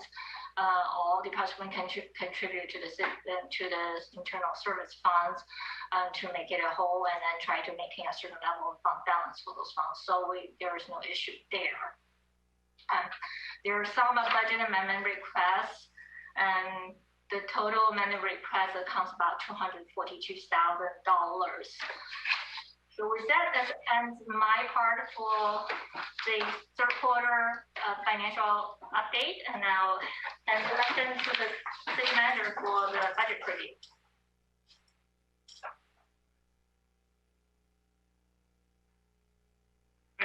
Thank you, Chinyu. I want to begin by thanking Chinyu, who started in March and immediately begun our budget development process and really jumped right in. And so my job right now is to give you a quick overview of next year's budget. I will just recap for council. What you heard was the third quarter update for the current fiscal year. Know that the fact that we're ending a little up in the general fund is a reflection of we cut deeply, and expenditures in the general fund have been throttled back, and so we're ending with not spending approximately $1.2 million of the adopted expenditures, which is great news, and that's the constantly moderating expenditures as best as we can. But just a quick highlight of the coming fiscal year. So fiscal year 2021 for the public, we operate on a July 1 to June 30 fiscal year. And what's before you is a highlight of the general fund preliminary budget, which shows that with using the fund balance that we have projected at the end of the year, revenues are 49.7 million, expenditures are projected at 51.1 million, and so that leaves a deficit of 1.4, and in utilizing the money within fund balance, the 2.3, that leaves us a remaining fund balance of 0.9 million, or roughly 900,000. But what that does is that takes us under our policy target to have a $1.5 million fund balance in the general fund at budget adoption. And so we will need to transfer in $600,000 to make that policy limit. I will say, and I know the city council knows this is a highlight. At the end of this week, you will receive your proposed budget from the city. And then in June, we will set about a host of study sessions and public hearings on the budget. So this is just a quick highlight, as you know. What's also important to note on this slide is we and all other municipalities in the country, frankly, have the American Rescue Act funds that were meant to provide resources to cities like ours that have lost revenue due to COVID-19.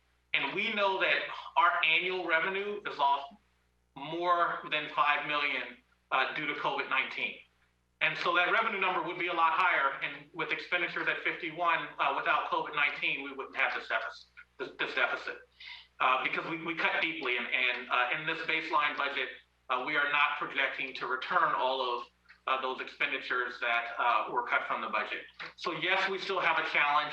Yes, during the budget, we will talk about how we apply that American Rescue Act funds, which is $8 million that have to be spent between over the next, I think it's 3.5 years. It's by December 31st, 2024.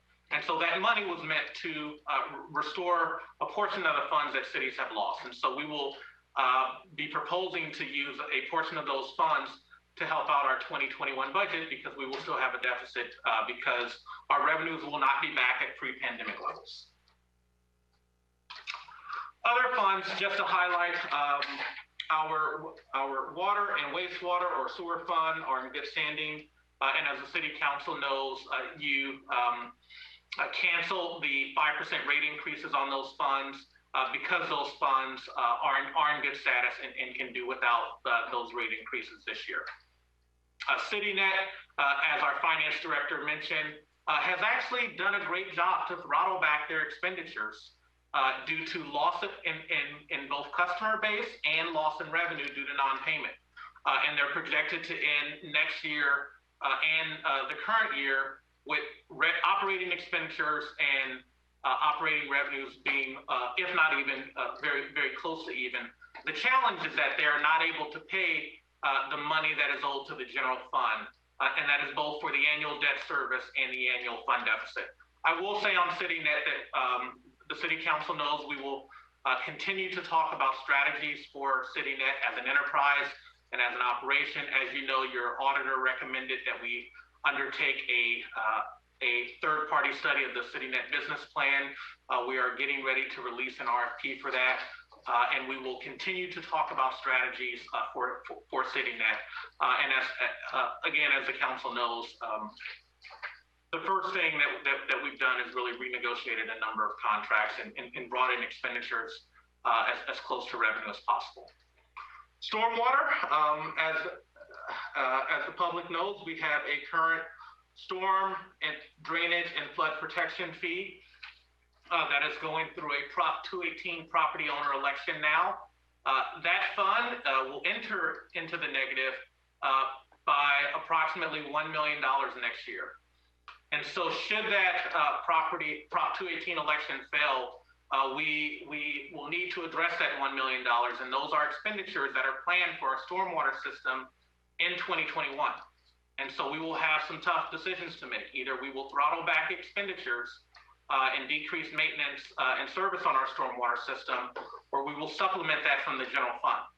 And what you've seen in this prior slide is the general fund is ending with a fund balance of $0.9 million. And so to balance the general fund, we will be using ARA funds. And so we will begin to enter into a deficit position in stormwater, and we will, if the current measure doesn't pass, make some tough decisions on what we do with our stormwater system. Now, this does not include our reserves. The city does have reserves. I just want to point out that what we're talking about here is operating, and that's important for the public to know. We're talking about operating funds, not reserve funds. But stormwater will be entering into an ongoing deficit position, subject to approval of the fee, and so we would not want to burn our reserve funds on that, but we will have to throttle back those expenditures or find some way to cover those funds. So you have received the third quarter update. There's no action with regard to that update. It is just a reporting out. There is one action: adopt a resolution amending the operating and capital budget by approving the budget amendments as required. That concludes our presentation. Again, the proposed budget is due out at the end of this week, and then the City Council will have budget deliberations and discussions beginning in the month of June, with adoption planned for your last meeting in June in order for next year's budget to take effect on July 1. Thank you. Thank you to the Finance Director and the City Manager for their presentation. And I'd like to bring it to Council for questions on the presentation. Vice Mayor Medina. Yes, thank you, Mr. Mayor. First question, slide 16, regarding the insurance. Seeing the expenditure at 90% of budget, do we have, maybe we can have a couple comments on that number being so high. Is that expected to be at this point, or what's happening there? Do you want a number of questions, Mr. Mayor, or do you want one at a time? Great point. City Manager, Finance Director, what would you prefer? It would be nice to have all the questions from each individual council member at one time, and then we will address them after each council member. Perfect. All right, Vice Mayor, continue. Yes, thank you.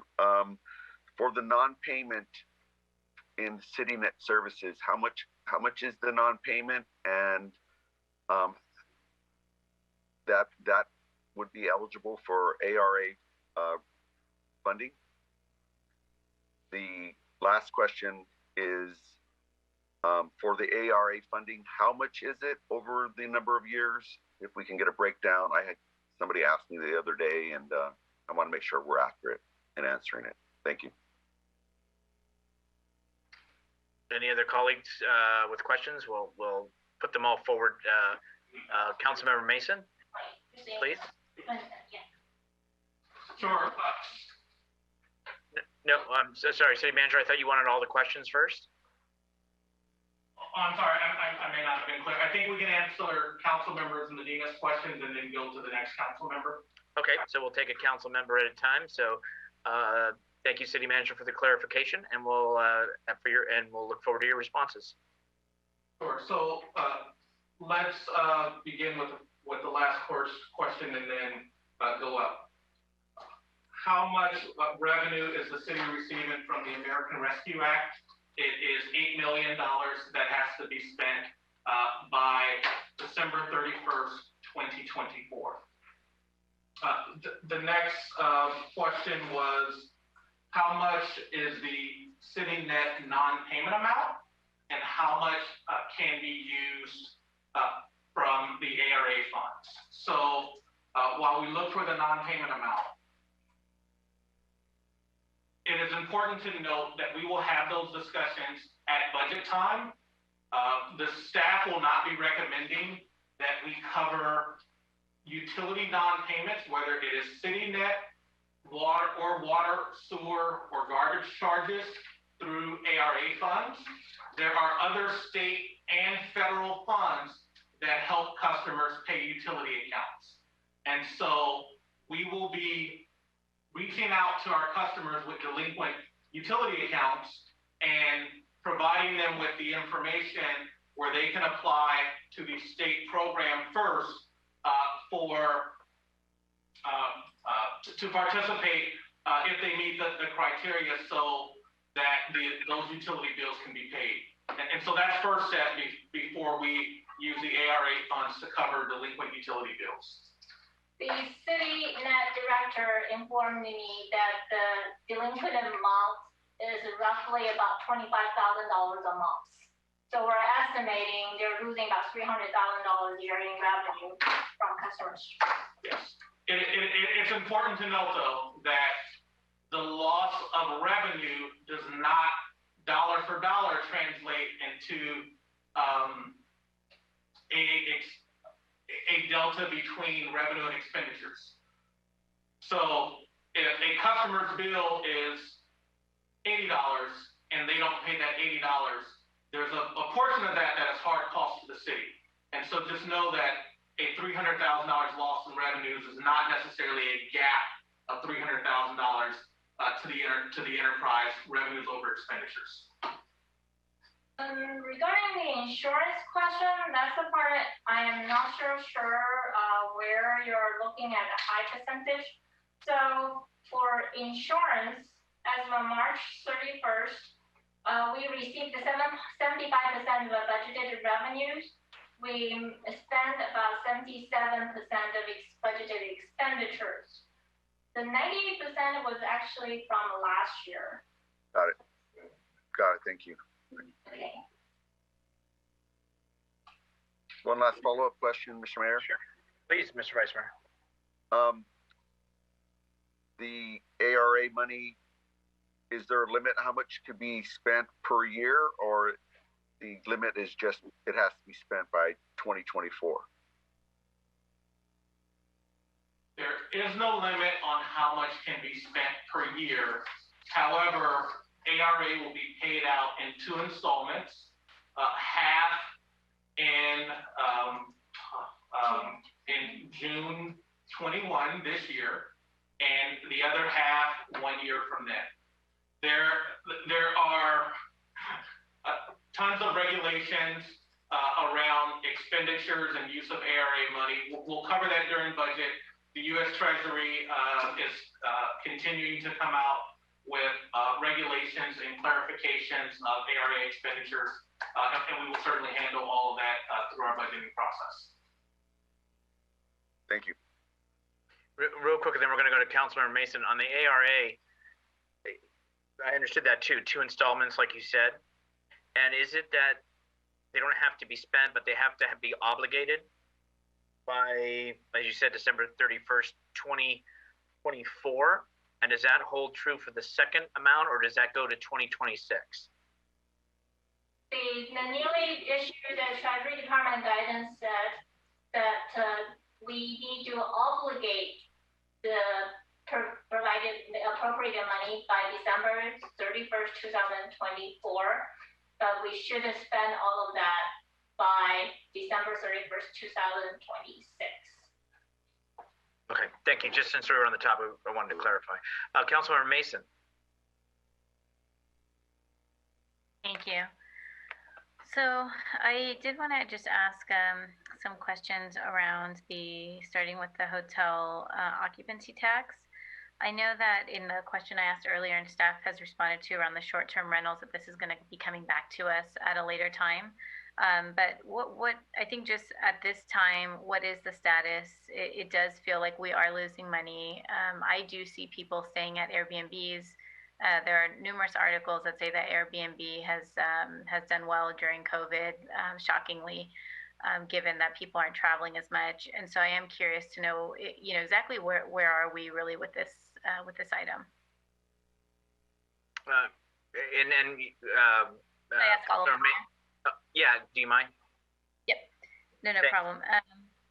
The other one is a question that has also been asked in the past. So if this could be answered more effectively, I think at the next budget meeting, it would be really helpful to really understand the card room tax and whether there are any other taxes that are coming from Artichoke Joe's and what those are in comparison to other cities.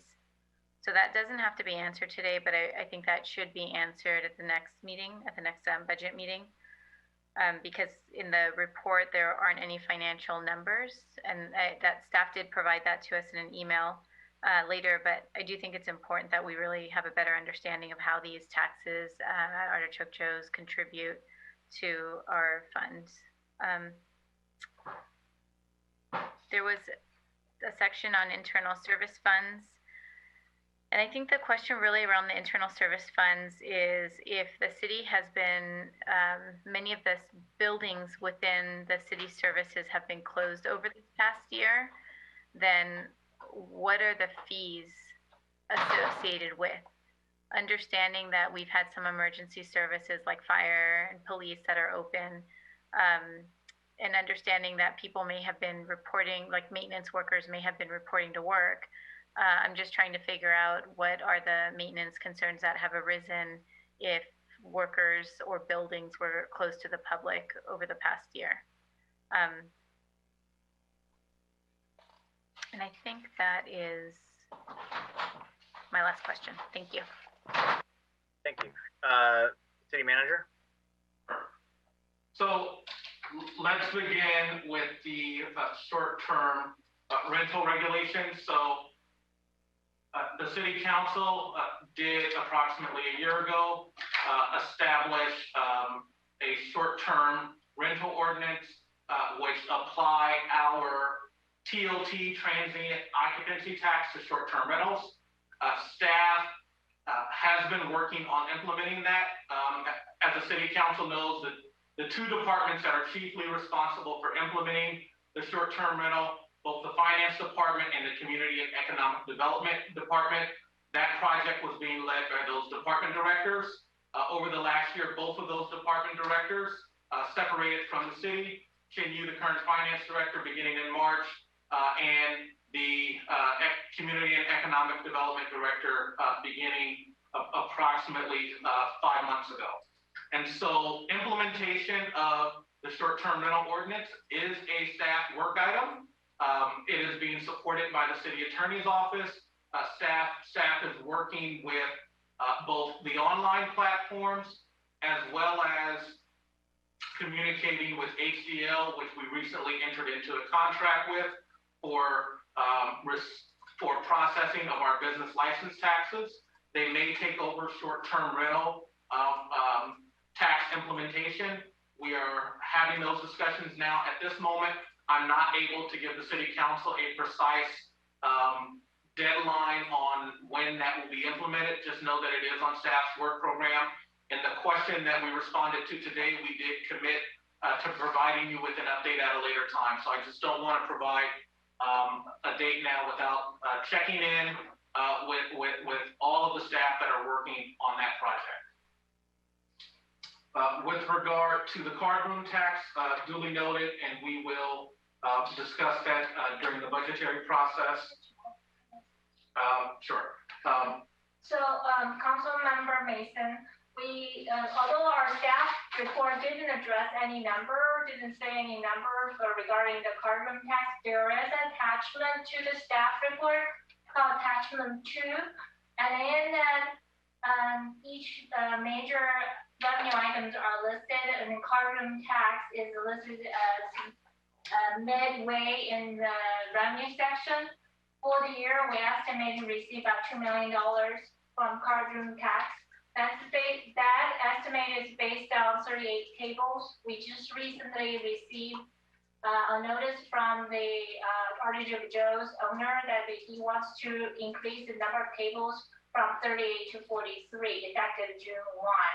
So next fiscal year, we are anticipating a little bit more revenue from card room. That's the summary for this year. I don't have an answer to comparing to other cities that we can do more research on that, but each city is different. Every city has its different kind of a card room situation. Some city may have more and some city may have less.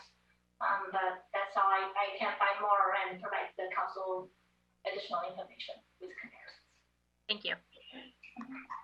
Just on the card room, my understanding is every July 1, based on the CPI, that there is an automatic increase that occurs for the card room table tax. I'll call it a table tax, which is a quarterly, based on numbers of tables that are authorized, which go in groups of 4. So increasing to that would then go to the next level of more monies per table for all of those, because it goes into another tier. Is that correct?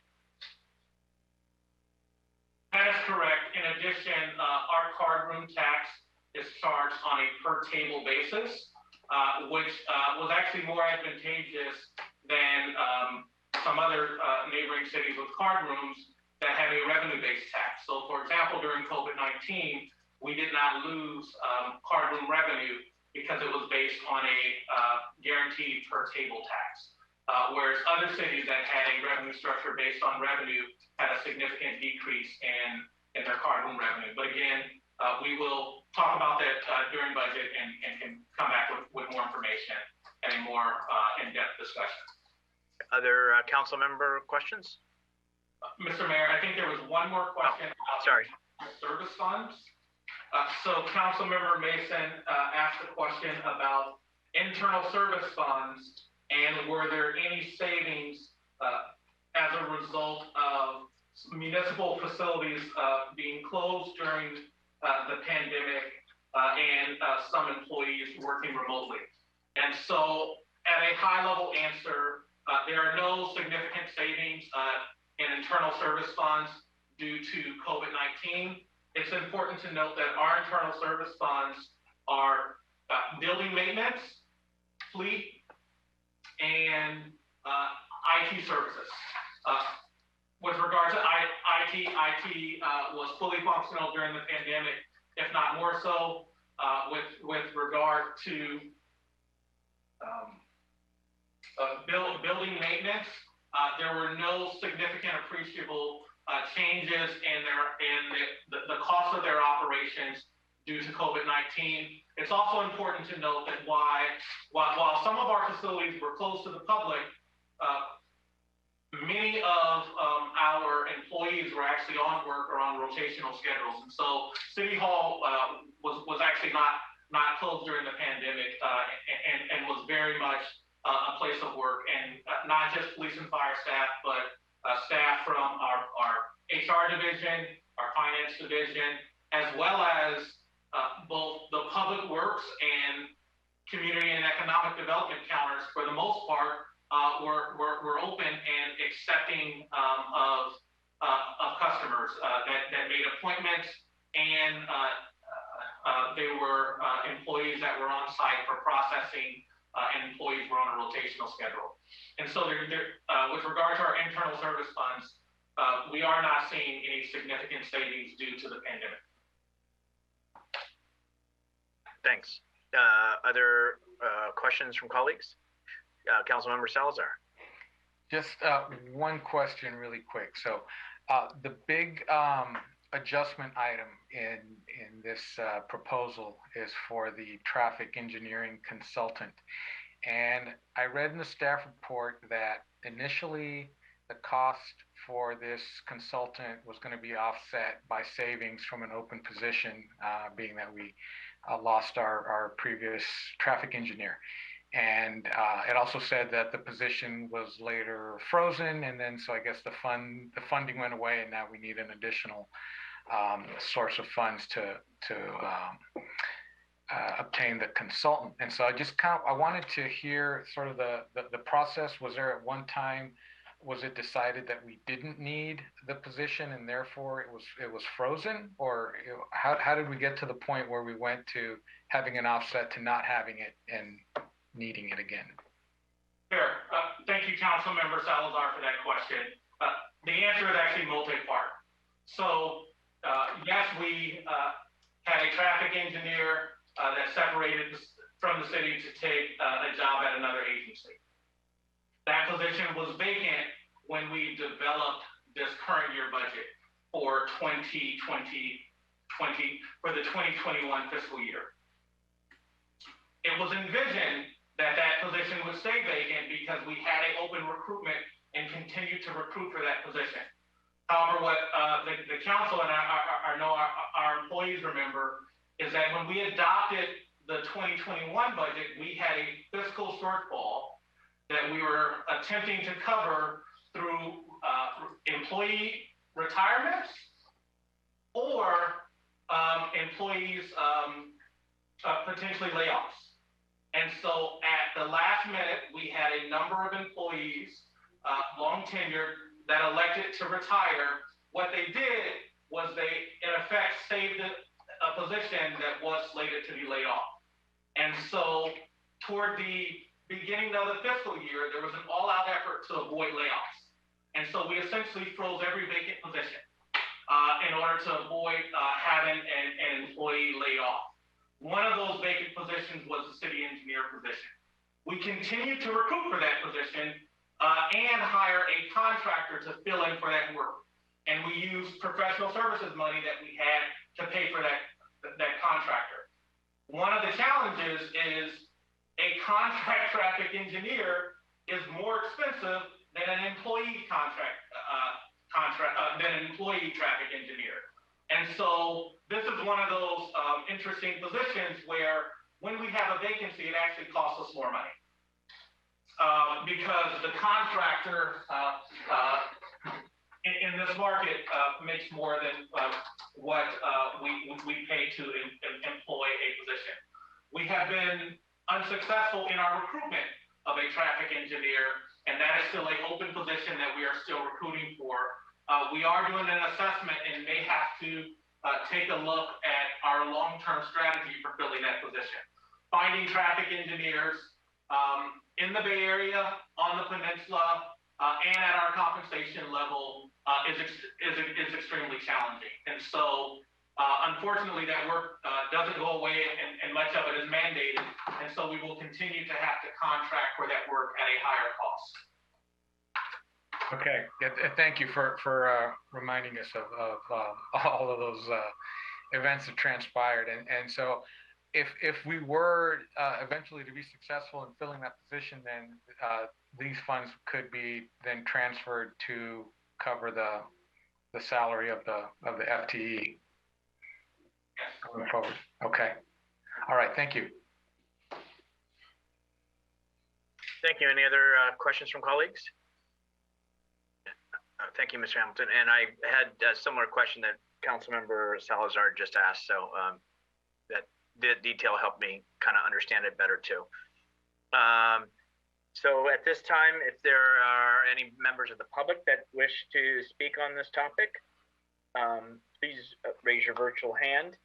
We'll give it a moment. And again, this is on the third quarter financial update report.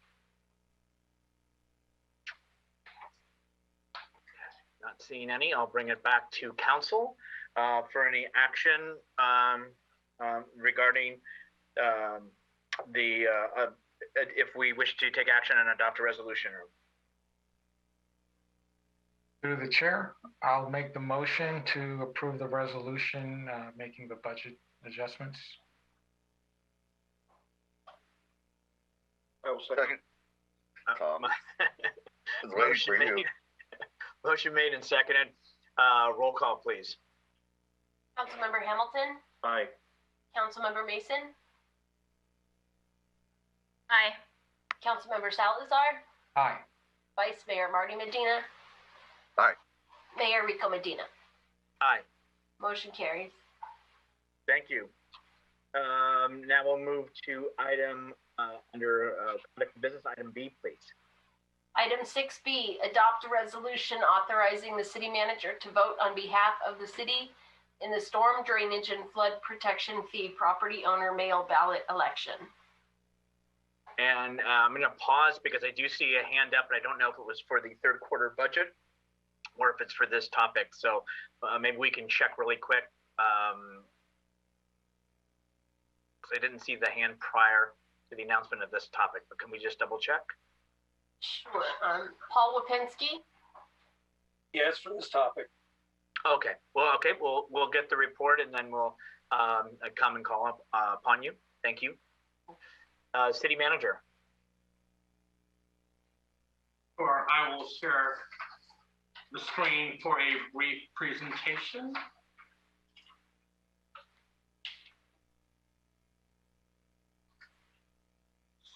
Sorry, so many presentations. Okay. All right. We have a brief 4-slide presentation. And so as our very last item on the agenda, I will not be long. As the city council knows, on April 6th, you adopted a resolution submitting a storm drainage and flood protection fee to all property owners in the city in a Prop 218 mail-in ballot election. With that process, all property owners within the city will be assessed the proposed fee and have been mailed a ballot. That includes the city.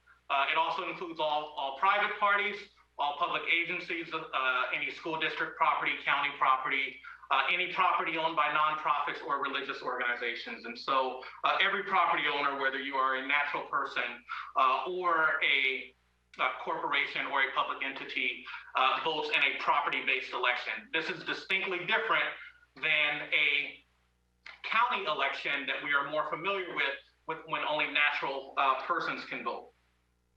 And so the item before you is to essentially provide direction to the city manager on voting on city properties by the required June 15th deadline. As the staff report notes, this is not an uncommon occurrence. The city of Burlingame, who had their stormwater fee in 2019, voted on their 95 parcels.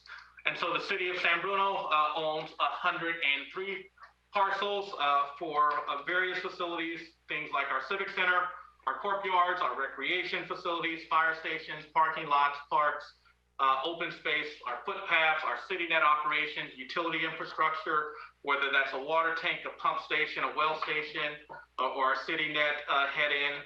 And many of these properties are in residential neighborhoods. For example, the facility that we have at 590 Maple, the water pump station and well. And so the proposed fee that would apply to all property owners as well as the city is 0.049889 cent per square foot of impervious surface area. And the estimated cost of our fair share from the city is $134,000 from various funds. And so the action that is before you tonight is to adopt a resolution authorizing the city manager to vote on behalf of the city on the storm drainage and flood protection fee, property owner mail-in ballot election. Direction is requested. There are really two options, a yes vote or an affirmative supporting the enactment of the storm drain and flood protection fee on city-owned parcels, again, reflecting the city's fair share for the parcels it owns, or a no vote or negative, which is not supporting enactment on city-owned parcels. And with that, that concludes the presentation. Happy to answer any questions that you may have. Thank you. Okay, we do have a member of the public that was waiting, so I'd like to go to our public in case they'd like to have their comments, and then if they needed to depart. So anybody from the public, this would be the opportunity in which to raise your hand and make your comments known. And we will, City Clerk, if you can bring in, I see we have two speakers. It's Paul Lipinski. Hi, I've got a comment and two questions. My comment is I don't think the city manager should vote on behalf of the city unless the council tells him how to vote. He's not an elected official. I think you guys should tell him how to vote by a council vote. My two questions are, does the city get one vote or do they get 103 votes, one for each of the properties it owns? And my other question, I forgot to ask this the last time that this came up, but if you're a non-citizen property owner, do you get to vote? Those are what I have. Thank you. Thank you for your comments and questions. Next speaker, please. Next speaker is Aros Harmon.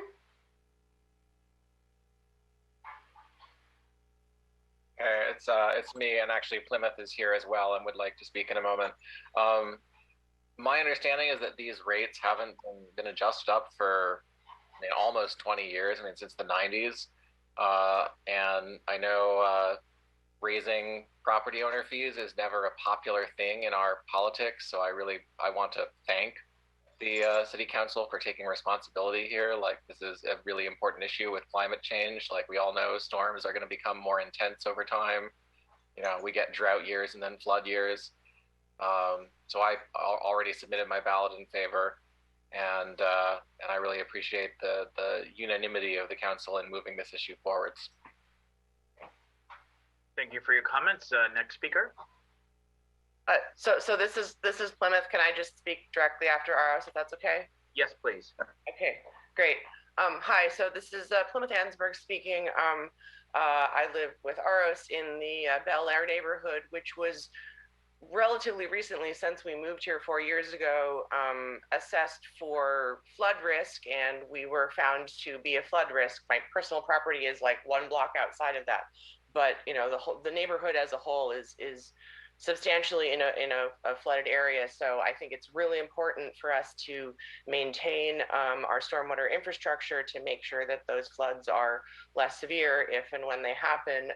There was a case just a few years ago where I know a neighborhood in San Jose that was like not expected to flood had this major flood when one of their drainage systems failed, basically. So I think it's really important to maintain our infrastructure, and so I would encourage the council to vote in favor of putting our votes towards raising these fees. Thank you. Thank you for your comments. I don't see any other speakers, so we'll bring it to the council. There were some questions that were raised by the first speaker. One I'll take just so you hear from me and the council is, the reason this item is on the agenda is for the council to hear from the community, to have its comments and deliberation, and then to direct the city manager on how to vote. So this will come from the city council that will direct the manager how to vote. It does not give him or her or the city manager, Grogan, the option on how to vote. It will be direct for this. City manager, there was 2 other questions that were raised. Yes. Absolutely. So direction is requested. There was a question about only natural persons are only natural persons allowed to vote? The answer is no. Corporations, school districts, public entities, religious institutions. It is the property owner of record and the representative and the authorized representative for that property owner. So whether it's an LLC, a corporation, etc. And it is true that the current stormwater fee has not been increased in nearly 30 years. I believe the number is 27 years was the last time it was increased. And I think the final question was, out of the 103, is that one vote for each, which the answer would be yes, and that would be then up 103 votes. Yes, every property owner received a ballot for each parcel, and so it's 1 vote for each parcel. Thank you. All right, Councilmember Hamilton. So no questions, but just a couple of comments. First, I want to thank staff for putting this under conduct of business and not under consent, because it's important that everything related to this stormwater action be deliberated on as openly as possible. So I'm glad that we're discussing it. It's really important to note that this process that we're following, including the city being able to vote to vote on its own parcels, this is all part of the state mandated process for how to handle these types of increases. There were questions that came up earlier in the process regarding that votes are public record and all of those types of things. And I just want to make sure that the public understands that we're not making up this process as we go. That this is the state mandated process for doing this, which includes the city being able to vote just as anyone else on each parcel. And any individual, if one individual owned 10 parcels within San Bruno, that individual would get 10 votes in this process. It's the same. It's all the same. So, and I just also wanted to reiterate, because I don't think enough emphasis was put on this fact that that while nobody is in favor of nobody is ecstatic about having to raise this fee. Right now we're all paying a 1994 rate for our stormwater.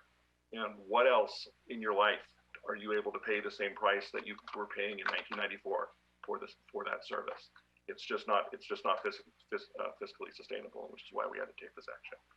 So I just wanted to make those comments. Thank you. Thank you, Council Member. Any other questions or comments from colleagues? Mr. Mayor? Vice Mayor. Yes. This would be for our city attorneys to make it absolutely clear. Everything that we're doing is in compliance with the law. That's the first question. Well, certainly everything relating to this item is in compliance with the law. I think that's what you are asking. Yes, sir. Yes, sir. Thank you for that. So yes, the answer is yes. That's correct. We wouldn't have brought it forward to you if it hadn't been. Right. So just to make that absolutely clear, and this is really part of the importance. No more questions for you, City Attorney. Here's my comment. The importance of this council bringing this item to the public for the public to decide. That as we're all having some financial uncertainty during these times, the risk that we will put ourselves in as we proceed going forward if this doesn't pass, we're already seeing it. We don't have enough money coming in from the revenues to take care of the system that we need to protect our community. The rate of inflation from 1994 to today is 80%. A dollar in cost in 1994 is $1.80. The cost of our stormwater has remained the same. The revenue that we're getting is the same. So I am in support of this. We must be responsible, and I encourage everybody to vote for it. Any other questions or comments from colleagues? Okay. Not seeing any other hands up, then we've heard from the public. I won't repeat because of the hour. I'll just concur and echo with Mr. Hamilton and Vice Mayor Medina. With that said, it is a resolution. Is there any action by council? I'll make a motion. I'd like to adopt a resolution authorizing the city manager to vote yes on behalf of the city in the storm drainage and flood protection fee property owner mail ballot election. Second. I think the Vice Mayor jumped in on that one. Okay, so Hamilton, Medina, roll call, please. Councilmember Hamilton? Aye. Councilmember Mason? Aye. Councilmember Salazar? Aye. Vice Mayor Marty Medina? Aye. Mayor Rico Medina? Aye. Motion carries. Thank you. Okay, thank you, staff, for your presentations and the items on consent and the conduct. Now we're going to move on to item number 7, comment from council members. We have 3 items that for discussion. So what I'm suggesting we do is go ahead and we'll start with Councilmember Mason, then we'll go on to Vice Mayor Medina. Read the topic, allow that individual council member or vice mayor to articulate what the topic is, what their thoughts are. Maybe ask each of the colleagues if they have a question, specific question on what was stated or needed some more clarity. And then everyone get one opportunity, hear back, and then we can go ahead and then give our comments and or thoughts on that. Does that sound okay with everyone, just so we keep the momentum going for the meeting?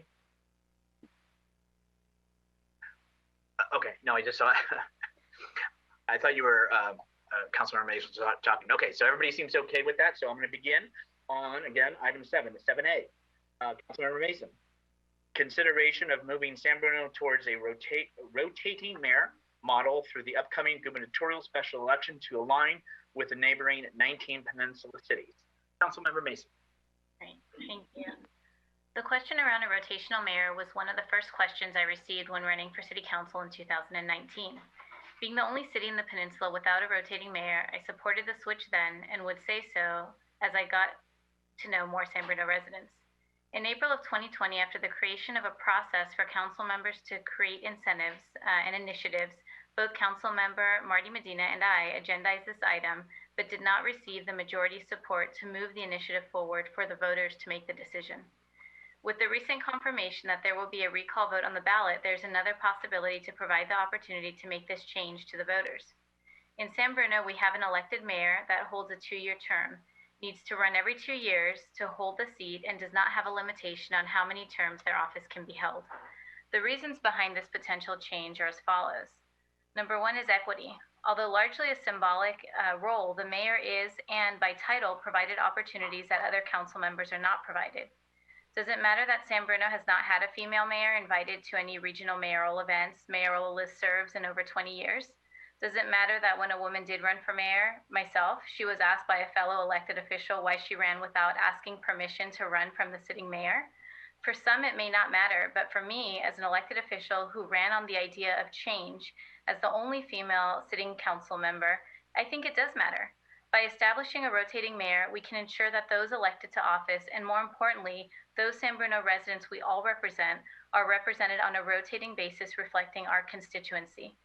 It also alleviates the need for anyone of lesser economic means to worry about funding a campaign every other year, which is in and of itself a daunting task unless the position continuously runs unopposed, as we have seen in San Bruno. 2, districting and surrounding cities. As we look to the potential of districting, an elected mayor for a single district would have a 2-year term. That means that the district would have representation to the tune of 40% of every vote for a minimum of 2 years. A rotating mayor would offer a proportional opportunity for each district to have representation in the years ahead. This model already exists. We really are the only city in the peninsula without a rotating mayor. It's imperative that we offer our residents an opportunity to make this decision as our city continues to change and grow. We really do need proportional representation. Number 4, potential revenue savings. Currently, the mayoral term is every 2 years and the city council term is every 4 years. What this means is that we have to have a mayoral election every 2 years placed on the ballot. We had previously been informed that every additional item on the ballot is an additional cost, but that these costs were not itemized. So it's important that we know, prior to making a final decision, what the cost is to the city to have a separate election for the mayor versus city council election. We had also been informed that a special election is significantly expensive, something to the tune of $250,000 to $500,000. So this here is not a special election that San Bruno would be hosting. There is a recall election that's being placed before the voters, and it's something that we can add to as opposed to having an election specifically to determine whether we would like to switch to rotational mayor or not.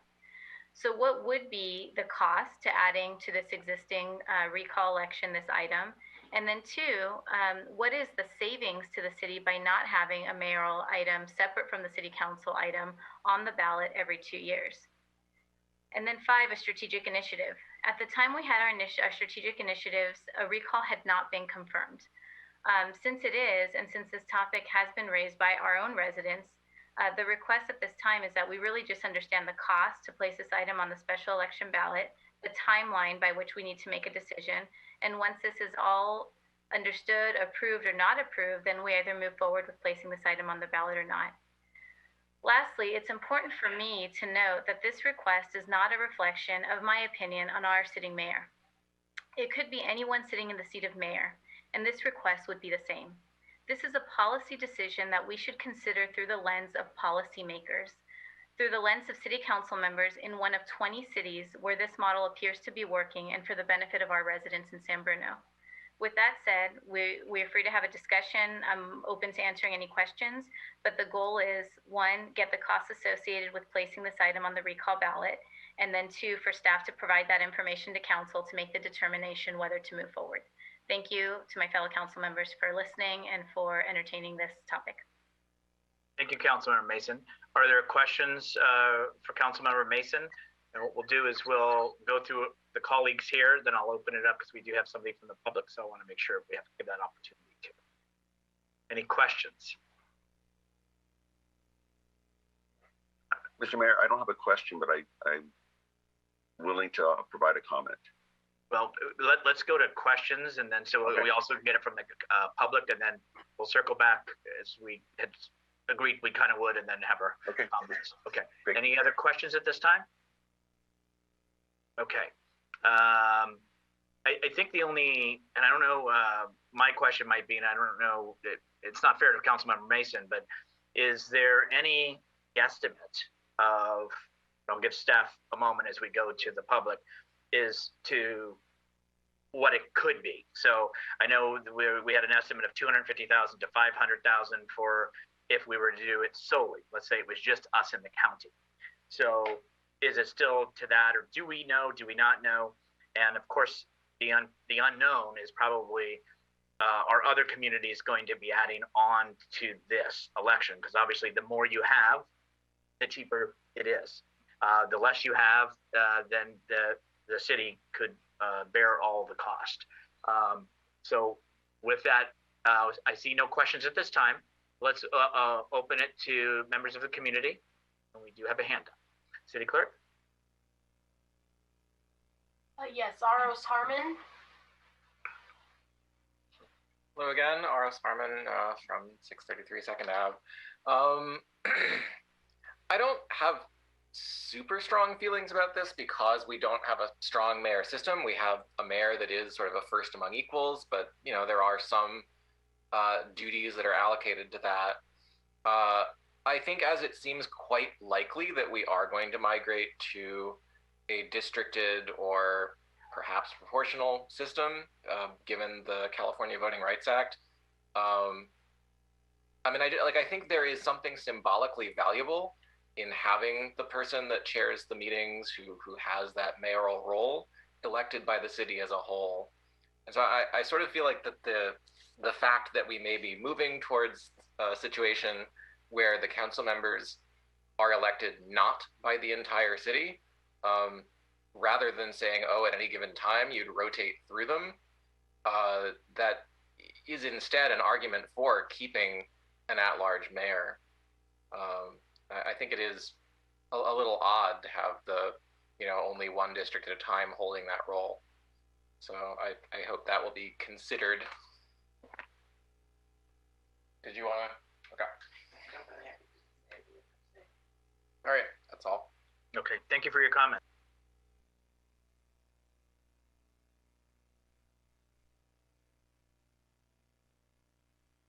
The next speaker just raised their hand, Claudia Quinn.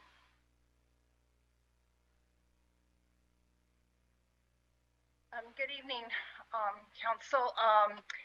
We would like to say that in regards to this issue, we would like to have it put on the ballot and let the voters decide what they think about it. So we're very much for finding out how the voters feel. Thank you. Thank you for your comments. Okay. If there's any other speakers, I could ask at this time to please raise your hand. I see one speaker to be called up, and not seeing any other hands. So here's our last speaker on the topic.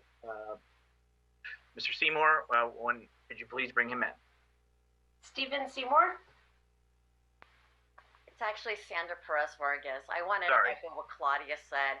It's, a lot of things change, and maybe rotating the mayor might be a good change, who knows, but like Claudia said, let the voters decide. I think it's important to let the residents decide on this one. Thank you. Thank you for your comments. Okay. Oops, I muted myself. We're going to bring it back to City Council. And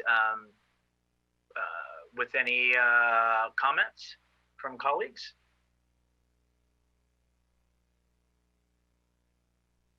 Mr. Mayor. Oh, I've got Councilmember Hamilton and then Vice Mayor. You can go first. It's fine. No, okay. I knew you wanted to go, Mr. Vice Mayor. I just want to say I am supportive of exploring this and of putting the idea before the voters. I have questions about what the costs would be. The same questions that Councilmember Mason put as part of her statement about what the cost would be, both for adding to the recall ballot and what the ongoing potential savings would be about not having a mayoral election. But I also have a lot of questions about how it would work in conjunction with district elections. That second question, I think, would be an easy one to answer, considering that we have neighbors who also have district elections, and as was stated, we are the only city on the peninsula that has an elected mayor. So, ultimate support of it would be contingent on the answers to those questions. But I am in favor of moving forward to get those answers. Vice Mayor Medina. Yes, thank you, Mr. Mayor. As Councilwoman Mason mentioned, I expressed my support for this earlier. I believe a rotating mayor would be good for San Bruno. It isn't odd in San Bruno, or it's odd that we do have it, that there's 1 out of 20 cities, but San Bruno does its own thing. And this is something that the voters would get to decide. What we're figuring out is, at this point, for me, how much would it cost to do it in this election compared to how much would it cost to do it in the next election? For me, this isn't the highest priority.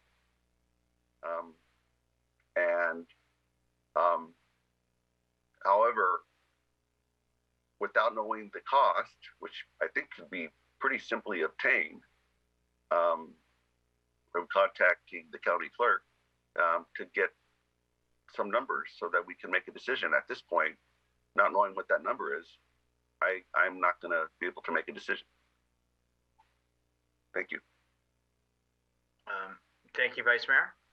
Any other, Councilmember Salazar? Yeah, so just a few comments. I think I agree with a lot of the things I'm hearing across the board. I don't have super strong feelings one way or the other about what is the best governance model. The one we have has worked. I know that I've heard the history of how we ended up here was because there was so much contention over selecting a mayor that it was finally decided, well, let the people pick directly, and so we are where we are. And as one of the speakers said, maybe enough time has gone by and opinions have changed. What's really interesting is that we are going to have to go through the districting process, and that could have implications on how this all plays together. Pacifica, for example, just 2 years ago, they decided when they picked their districts that they would now elect a mayor. So they're going in the other direction. They're going to be electing their mayor, starting with their next election as part of that process. So they have 4 districts and an elected mayor starting, I believe, with the next election. So I'm not sure if it makes more sense to go to the voters and make this decision prior to doing the districts, or would it make more sense to make this part of the districting discussion and then put it to the voters, or do we want to decide our district issue first and then put this somewhere where we're not doing an off-year election and we get full participation? Off-year elections tend to not get the same amount of participation, so maybe that would be the time to look at this. I mean, there's a lot of things that could potentially come back. I know a lot of people are interested in seeing fireworks voted on again. It's been a decade since that was decided by the voters, and maybe opinions have changed on that, and maybe we should be looking at those things as well. And so maybe we should allow enough time to look at all potential things that we would want to put out there, and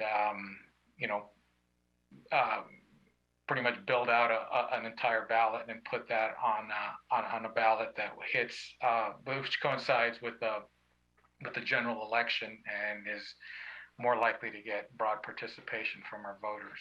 So again, not necessarily opposed to the idea, but I just wonder what the best way to approach it is. And if we try to do this now, I don't think there's a date set for the election, but if it was going to be a November 2021 election, that I don't think that would give us a big window this year to do a voter education and do the planning that we would have to do in order to get material available.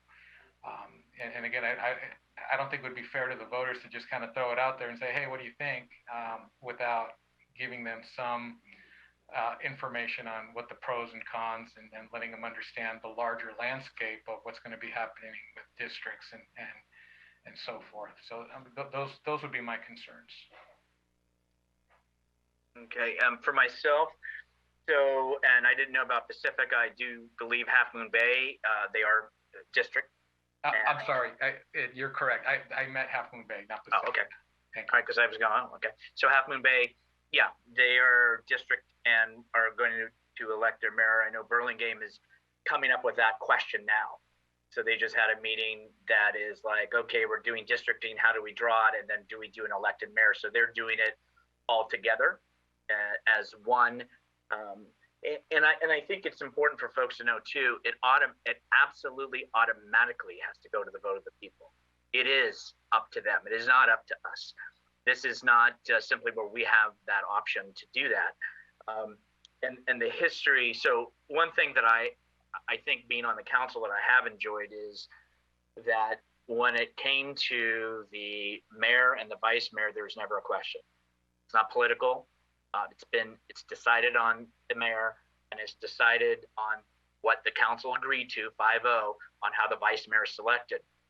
So as you know, there's times in our county that other cities have chosen by a 3-2 not to have somebody be the mayor or vice mayor, or have that person serve twice in a row.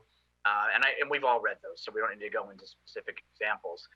That's the nice thing, that it doesn't become political at that time, and then it's clear direction based on what's the voters have decided in the municipal code.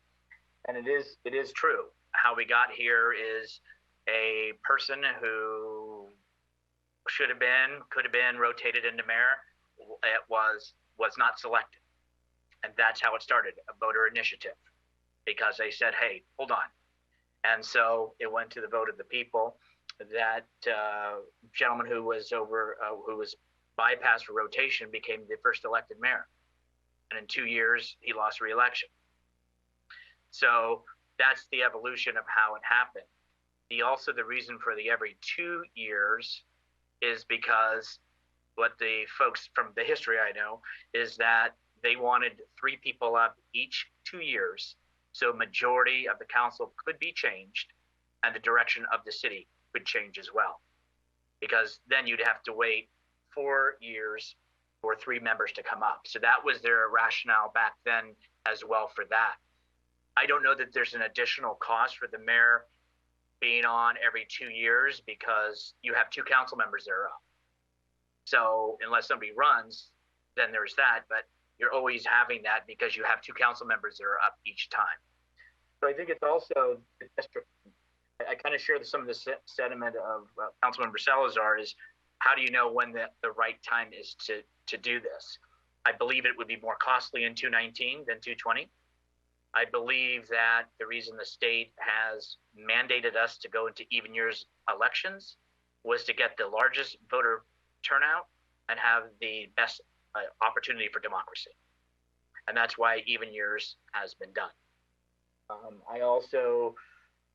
I believe we get the costs. It may be more than we think, I believe, but again, I don't truly know. I think I'd ask that question if staff does know of those costs. So let me pause there and see if there's any idea from staff. Thank you, Mayor Medina. So staff does not know the cost to hold a city election tied to the gubernatorial recall election. The date for the recall election has not been set. They were looking at either late October or early November. Our city clerk has been in communication with other city clerks as well as the county. That date is currently not set. We hope to know that date sometime in June, which is, if this item is supported tonight, we would hope to return to the city council by the second meeting in June if we know that date. But that date is critical because that date tells us the date that we would have to submit our local item to the county. And once that date is known, we will be able to ask and get a firm or a close to a firm number from the county on what the cost will be.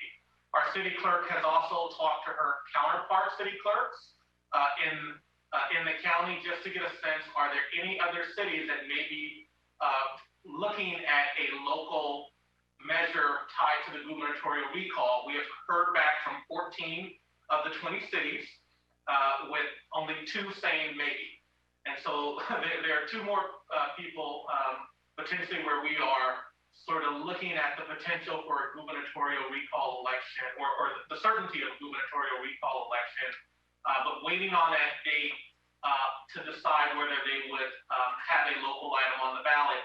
And as we know from prior elections, the number of local items actually decreases the cost for each individual agency. And so all of that is really hopefully going to play out over the next month or so. And should this item be supported, we have been noting the questions that the city council had asked, both with respect to elections, the cost of elections, as well as the district election process. And so we can bring back some information for the city council at that time. What I was going to, thank you. What my final thing was, is I know it's about the district elections. You know, it's not to say we have to have 5 districts or 4 districts and an elected mayor. You could have 7 districts. You don't know because we haven't had that discussion yet. We haven't looked at the census. We haven't seen all of that data. And so therefore, you know, are we, you know, is it make more sense to have it all done at once so it can be before the people, or do you do it in sections when we don't know the other answer to the districting yet because we haven't obviously discussed that yet? Anyway, those are my comments, but like Vice Mayor Medina kind of said, there's the unknown. And I think for a lot of us, it's cost. If it's high, then I think as we were in strategic initiatives last year, it was like, hey, you know, that's why Councilmember Mason pulled it off. It was like, hey, that's way too much. So not at this time. So anyway, those are my comments. I appreciate everybody with their comments. So Councilmember Mason has asked for this to come back with some of the detail. I think the city manager kind of outlined it pretty good. Vice Mayor Medina, did you, and Council Member Hamilton, you were yes to bring it back with more data. Okay, and Vice Mayor Medina, are you okay to bring it back with additional data and information? Yeah, we need, yes, Mr. Mayor, we need the cost, and until you ask, you don't know what it's going to be, and whenever they can give us a number, ballpark would be helpful, and then we go from there. Okay, Councilmember Salazar? As long as this request for information isn't going to impact any other deliverables that we've assigned to staff, I mean, that's always a concern, right? I don't know how big of an ask this is, so as long as staff is okay with bringing this back within the time frame, which is also, makes it difficult, but as long as we're not derailing any other efforts, I'm in favor of bringing back the information. I would concur with Councilmember Salazar as far as, you've got a month or so. And as we bring on other tasks, I just want us to keep in mind, we had initiatives, but we're asking for stuff. So I think all of us are encouraged. It's almost hard to make a decision because you don't know the facts of the decision. And I know for me, costs are going to count. And I'm sorry, I'm not trying to say, but if you're talking $250,000 or something versus what it could cost going forward. But also I would like to have it quantified as far as what is the cost for having the mayor on every 2 years, because you already have council elections. So I would like just that, because it's been raised, and I don't know how it could be more if in essence you're already having an election. So because what you would be doing is having, if everybody was rotated, you would only be having 3 people every 4 years, but you still would be having it. So you just would miss a seat every 2. And maybe a little bit of the history. I know you heard my version of what I've read, but it doesn't make me the historian either. So I think some of that would be helpful. So I think you have your direction from the council is to please ask the question, get the details, bring it back to the council. And you had said the second meeting in June, and I think we will wait for the report. Did you need any more clarification, City Manager? No additional clarification. I do think it's important to note, as of late, there's been additional requests for the information that we would bring back. I am not sure that we will be able to do a detailed financial breakdown of the costs from past elections and how much of that was attributable to the mayoral election, as well as to bring back the full history on the city's mayoral processes.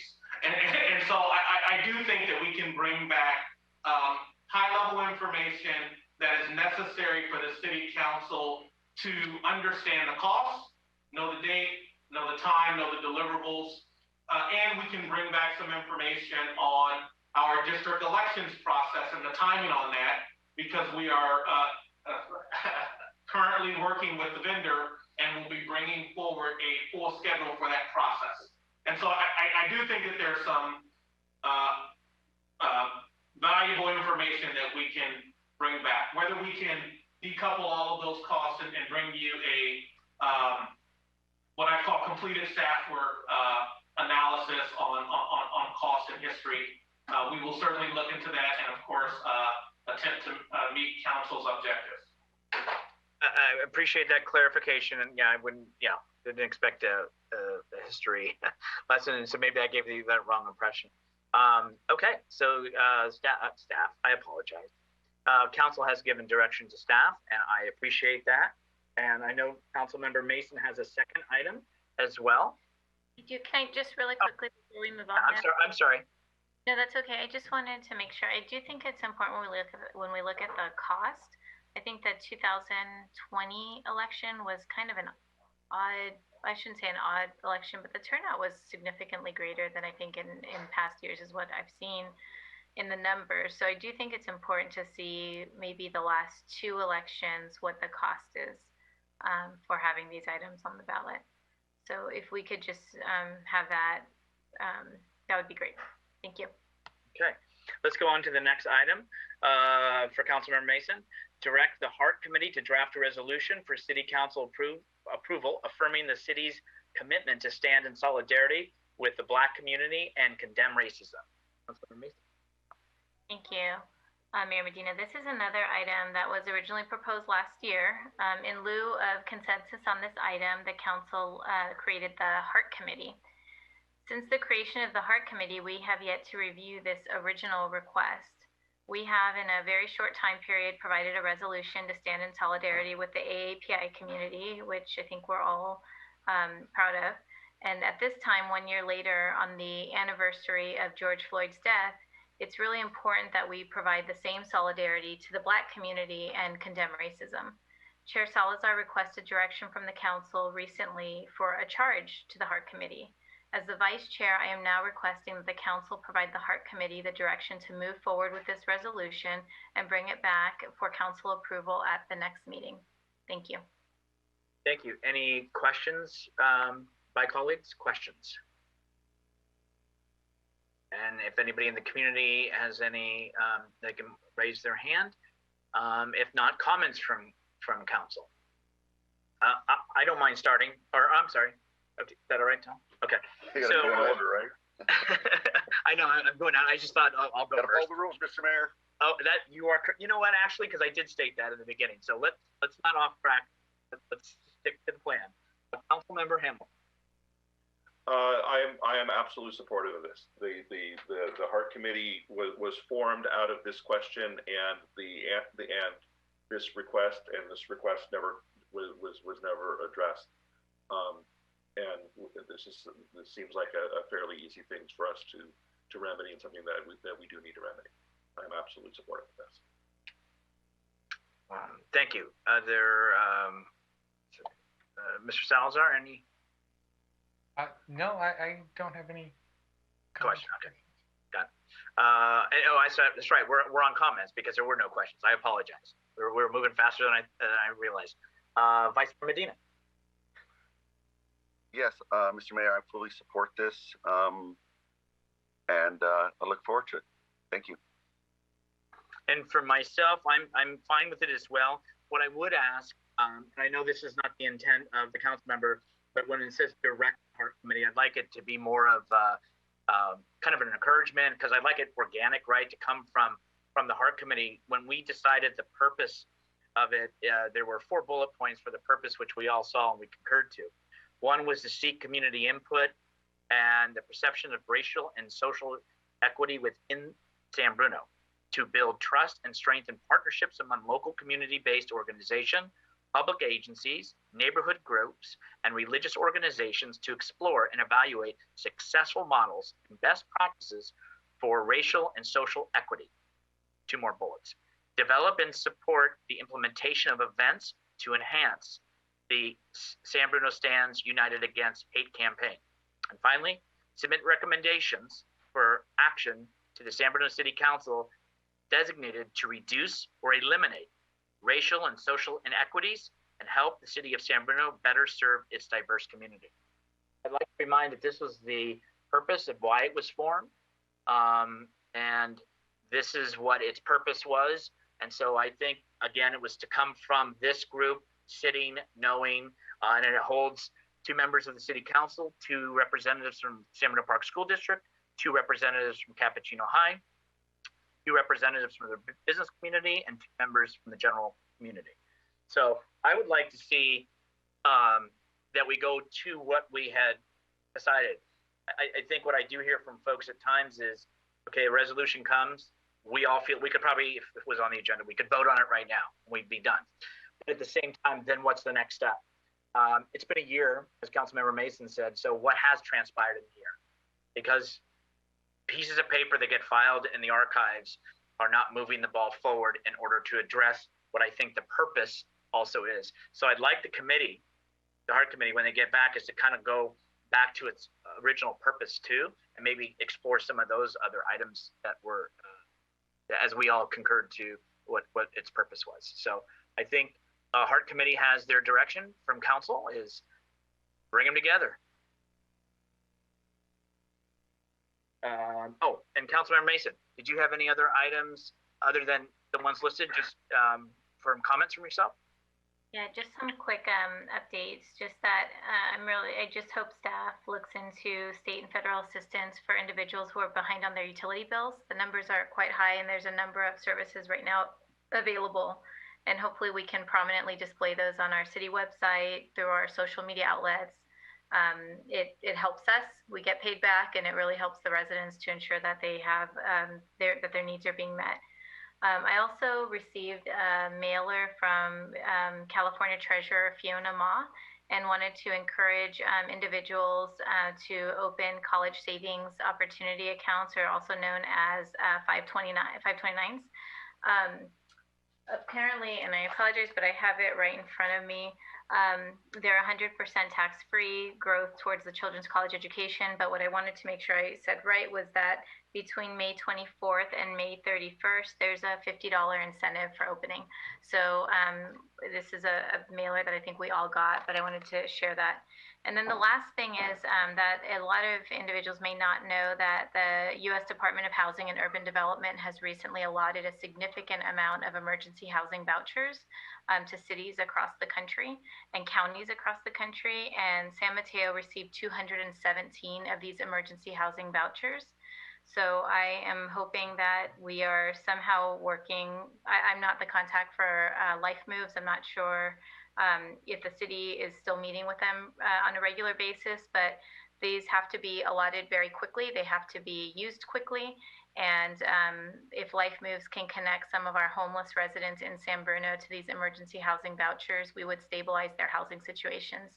And I think it's a pretty unique opportunity given where we are right now with COVID-19 and with the opportunity. So I just want to really encourage staff to connect with the county and the Housing Authority of San Mateo to determine whether any of our homeless participants are eligible or on the referral basis to receive any of these emergency housing vouchers. Thank you. Thank you. Now we're going to move on to item B under comments from council members. Vice Mayor Marty Medina, request to agendize a study session to discuss the creation of the Downtown Improvement Ad Hoc Committee. Yes, Mr. Mayor, thank you very much. So yes, a few weeks ago, I first mentioned the formation of a Downtown Improvement Committee, and I'm following the process that we have of trying to agendize this topic. And why I wanted to have a study session about it is because I think it's important enough to hear from all of the council. I enjoyed working with Councilman Hamilton on the Clean San Bruno subcommittee, and I believe we succeeded in bringing our recommendations to the council. So why have a Downtown Improvement Committee? Well, our council has been hearing from the public for years about what can we do to improve our downtown. And this council and this council and the previous council in the previous couple of years have done a lot with staff, providing the work of generating a downtown parking plan, downtown management parking plan in 2019, a streetscape plan in 2019, updated the parking standards in 2020. So recently in this year, we are already with tonight approved for funding for activating Centennial Plaza. We're pursuing a grant for improving Posey Park, and council at the last council meeting approved the replacement of garbage cans.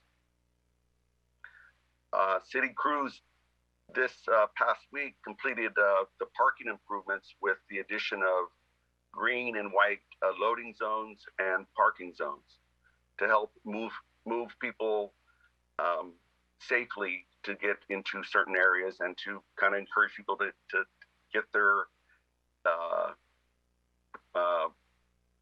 purchases completed and open up a spot for somebody else. So all along this, I know council is extremely busy. We know that our budget is tight and we're entering another budget cycle. So yet, still, what more can the council do to improve downtown? How do we address vacant storefronts, and how can we make those vacant storefronts look much better than they do now? I had the opportunity to walk with the mayor today, and a couple of those vacant storefronts are in the same condition for years. So this ad hoc committee would do some of the research and looking at what other cities are doing to improve the appearance of these vacant storefronts through their municipal code. Other questions: what can we do to welcome and attract new businesses? How do we improve the partnership with the Chamber of Commerce? How can we improve the communication and build relationships with our existing businesses? We need to build the trust. We need to get the confidence that we are there to support them. What events can we have downtown? Can we have a car show? Can we have a festival? Can we have musical and art events? Where will the clean sweep neighborhood sale? I don't think it was called a garage sale, but that we had in the park was the clean sweep sale, maybe. But flea market. What was it? It was a flea market. The flea market. Okay, didn't really want to call downtown a flea market, but okay. So what can we do? Can we do something like that? Can we do it in a parking lot? What does this council think that they can do? Even though staff's really busy, what can we do to encourage art? To work with the Culture and Arts Commission and let's get some art. As we activate the Centennial Park, that artwork likely is going to go away. And it's encouraging to know that we're going to do something about it and make it livelier there. So this Downtown Improvement Committee will review these questions and provide some recommendations to council to move it a little more forward. I spoke with a San Bruno community member here, and I won't try to pronounce his last name, but John, who has Nuts for Candy down in Burlingame, who has experience, vast experience with working and building a downtown. And a business improvement district was something that we briefly touched on, but that for me is way down the road as we continue building upon the trust that we have in our community, in our business owners, to get the investors to take a bigger chance in San Bruno. So I'm asking my colleagues to agendize a study session so we can have these conversations in public. Thank you. Okay, I just want, I am going out of turn, but just for clarity, because it says study session and then it says an ad hoc committee. So what I think, correct me, please. The ask is to have the full council in a study session in regards to downtown. Okay, just want to make sure that would be the first step. Yes, sir. Perfect. I just want to make sure since it said both. Okay, questions of the Vice Mayor on what he has brought before us? Councilmember Hamilton. So then my question would be, because I have questions about what, specifically the remit of this committee would be, but it sounds like those questions would be brought up and discussed in the study session that you're asking for. Is that fair, Mr. Vice Mayor? That would be fair. I brought up a number of the questions here in this these comments that we could look into, but perhaps maybe the council doesn't want to look into that and wants to limit it specifically to something else. I want to be really focused. I want to actually get something done here. I think we have a lot of great momentum going forward in our downtown, and I want to build upon that. And I know staff's really busy. And I understand that eventually whatever we're going to give them is going to take their time, but we have to be strategic and helpful in whatever we can do. I didn't mention, I forgot that to get people downtown is to have some additional events with either, I know the chamber did some wine events, and there was some great enthusiasm for that, of course. But then COVID hit, and it just put everything like to a screeching halt in the whole world. So I look forward to it. I think it's really a promising time that we can continue building on improving our downtown. Okay. Other questions from colleagues? Questions, not comments. Councilmember Salazar. And so my question would be just if we're talking study session specifically, and Vice Mayor, I like the enthusiasm that's coming around. You know, the effort and the ideas that you're throwing out there. I think there's a lot of potential there. So I'm really thinking that, you know, having a working subcommittee could be a real asset and something that could help build the momentum. But just in terms of scheduling a study session, so study sessions have historically been staff reports on topics of you know, that require a lot of information. And so if we're talking a study session, I mean, it almost sounds like we're talking more brainstorming than study session, where there really wouldn't be a staff report. Staff's not going to bring anything back for us to review and understand and learn and all that. So maybe just a suggestion, maybe we can just bring this back as an agendized discussion for the council to prioritize some items, and then take the action to create the subcommittee from there, because I don't think we really need a lot of prepared stuff. It just let's agendize a brainstorming session as part of one of our regular meetings or as a special meeting. That's absolutely fine with that. For lack of coming up with a better term, the thing that we're used to, either having a study session on something from the council or having what else do we call it, right? So, but having that open discussion where it's agendized so we can freely talk about it and we can share with our community of what our vision is and how we could, as a council, and I think we're already proven that we're working together to get stuff done.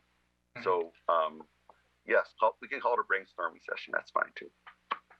Okay. Seeing no other hands up, my question would be, and I know it's not new, but you know, even when we used to have the farmers market, right? And so that was done, and now in retrospect, was Sunday not a good day to do that? Is a Saturday, but then there's the competition. So I think, you know, for this, the brainstorming I think is probably best, because what I would think, and I'm going to clarify because what Councilmember Salazar said, is that staff wouldn't need to prepare, they wouldn't need to organize. I can also see on the other side of it going, oh my gosh, they've got a blank canvas and everybody take a brush and start painting. And God knows where we're going to end up. And then the would be, what can we do? And I think what I heard from you, which I liked, was, hey, let's narrow the scope. Let's accomplish some things and not put 40 things on downtown because we know it won't happen. We just know. But what can we do? And maybe the councils, because it may take finances. You know, where's the money coming from? Or maybe as the chamber was the one who led the charge on the farmers market, was at the mall before. We talked about the wine tasting, you're correct.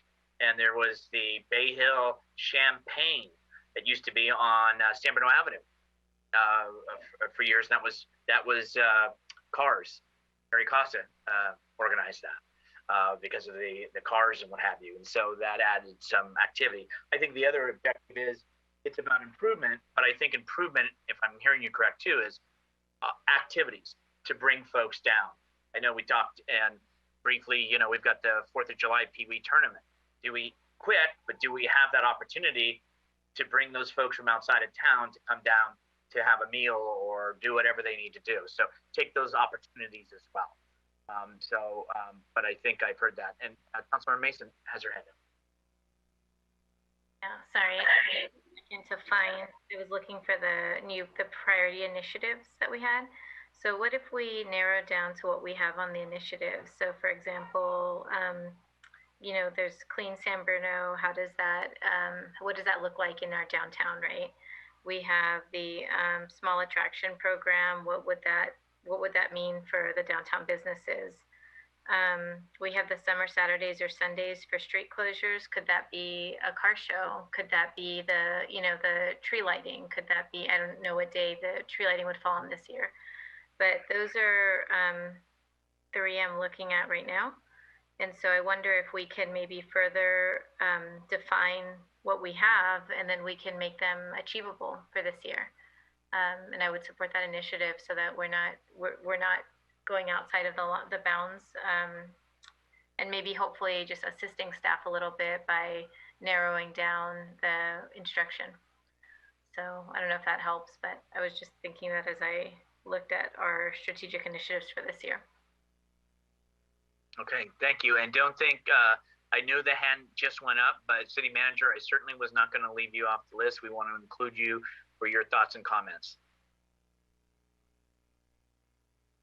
Sure. Thank you, Mayor Medina.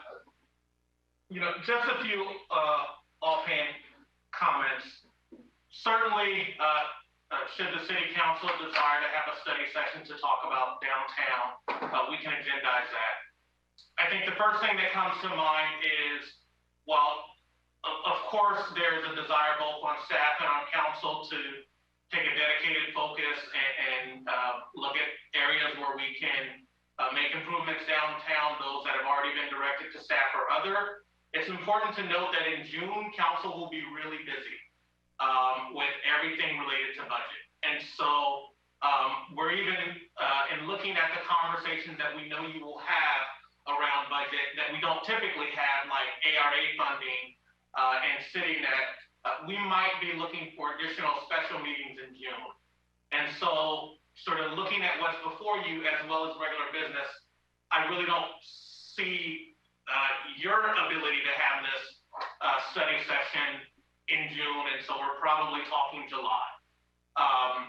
And then I think there are other initiatives that are really getting ready to kick off that I want to make sure that both staff and council have enough time to talk about and move forward. And while I totally understand the sentiment of let's agendize a brainstorming session and no work needs to be done with staff, I've been doing this long enough to know that tons of staff prep is needed every time the City Council gets together to talk about a conversation. Because there will be questions about, oh, well, maybe the subcommittee can do this, but what do we do?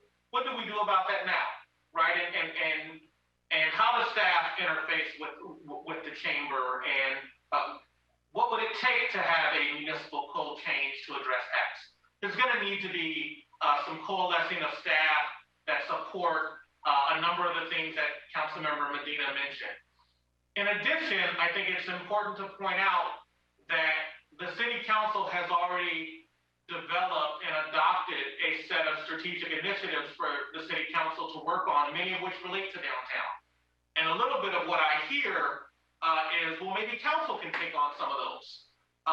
But without looking at the list, but all of those that you directed to staff really require staff time and staff input to really work on and bring before you.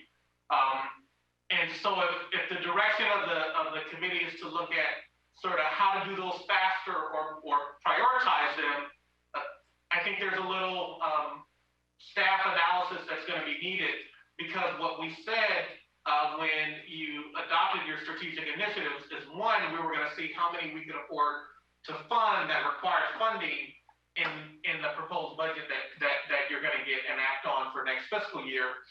And then we would also return to you with a schedule, because all of those initiatives that you adopted, staff doesn't have time to work on immediately. And some of them, as we mentioned, won't even begin for 6 months. And so I think it's important that we be allowed to do that work, so there's not a sort of front loading of something that you've already directed staff, and now we then need to readjust the things that you've already addressed staff to do.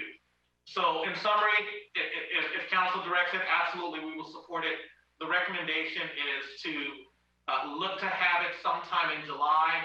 And certainly staff will do a little preparation based on the items that have been mentioned tonight, just so we're prepared and the right people are there. And we've had some initial conversations around the work that's already planned and already ongoing related to downtown.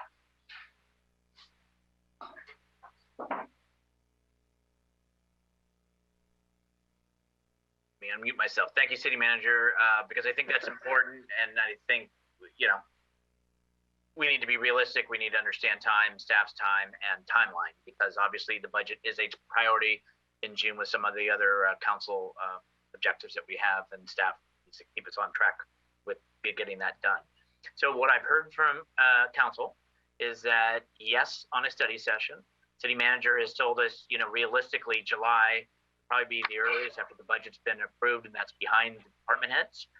What I've also heard from council is that let's like Councilmember Mason said, hey, there's some items already there, and maybe they're already in the pipeline and they're already scheduled out. And but let's be realistic with what we're trying to achieve, and look at potential things to add a good environment that maybe brings folks to the downtown, as well as do what we can with staff situation. Did I grasp that okay, folks? Vice Mayor? Yeah, I just, I'm fine with it, with the big study session happening in July.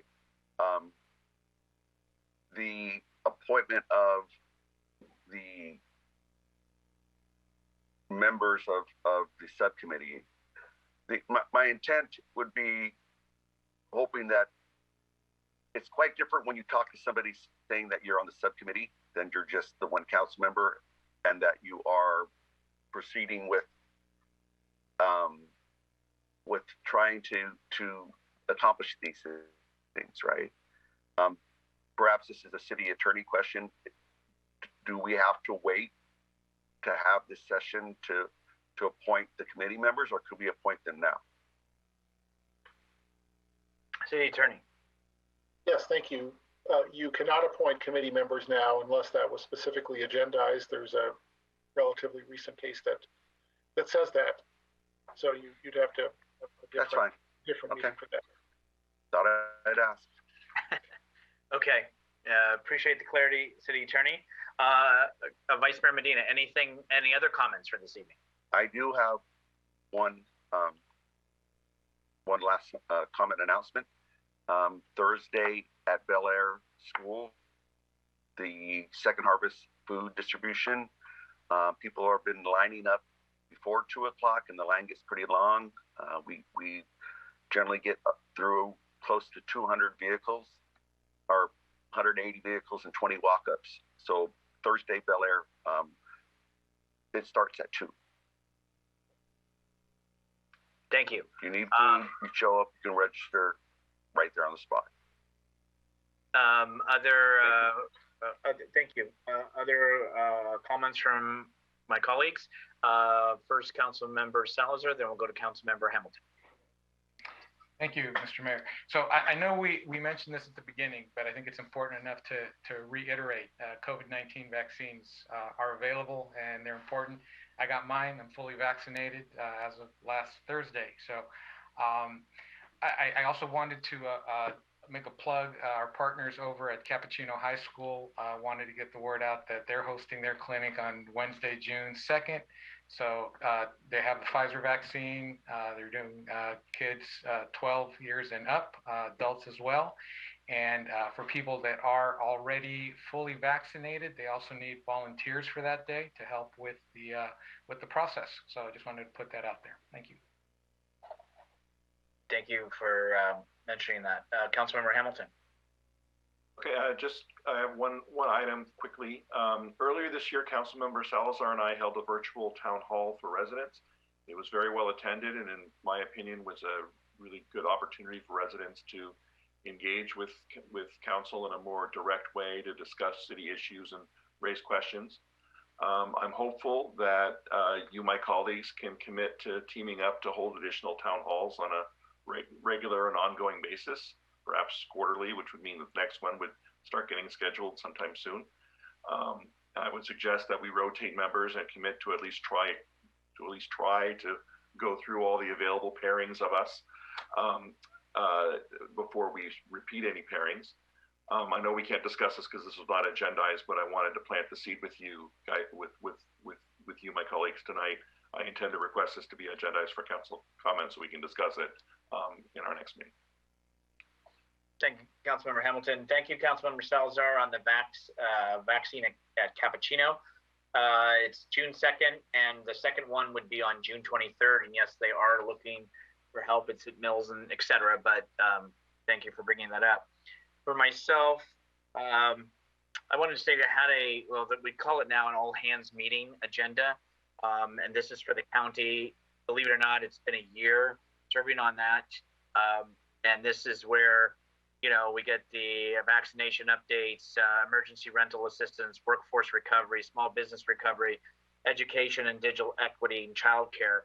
These are subsets of these bodies that a lot of us were asked to join. And then we have now an all hands. And I won't ramble all the numbers, but looking at the presentation on what the counties / municipality towns have done and the outreach that has been had in all kinds of areas has been rather impressive, and is a testament to what we've been doing thus far, and the nonprofits that have been helped, the meals that have been provided, etc. So it was encouraging because I think for the first time in the year, or the more than a year we've been meeting, it's everybody's feeling a little more optimistic, and everybody's feeling a little more hopeful, and everybody's seeing a light somewhere. But as was mentioned, June 15th is still not here, and we need to keep on the right track, do the right thing in order to ensure that we keep moving forward and don't take a pause, move backward. Also, I want to, and I just got to say, show that we're getting some normalcy back, is that I want to wish the class of 2021 at Cappuccino High School this Thursday will be having an in-person graduation with precautions and modifications. Last year, obviously, was virtual. So I'm sure the class, though have not been to class, to be together and have that experience, I think is something we can be happy for and know that, again, we're moving in the right direction. So happy graduation to them. With that said, I will go ahead and then we will adjourn this meeting this evening to the next regular city council meeting, which will be held on June 8th, 2021 at 7 p.m. Everybody enjoy the rest of your week. Be safe.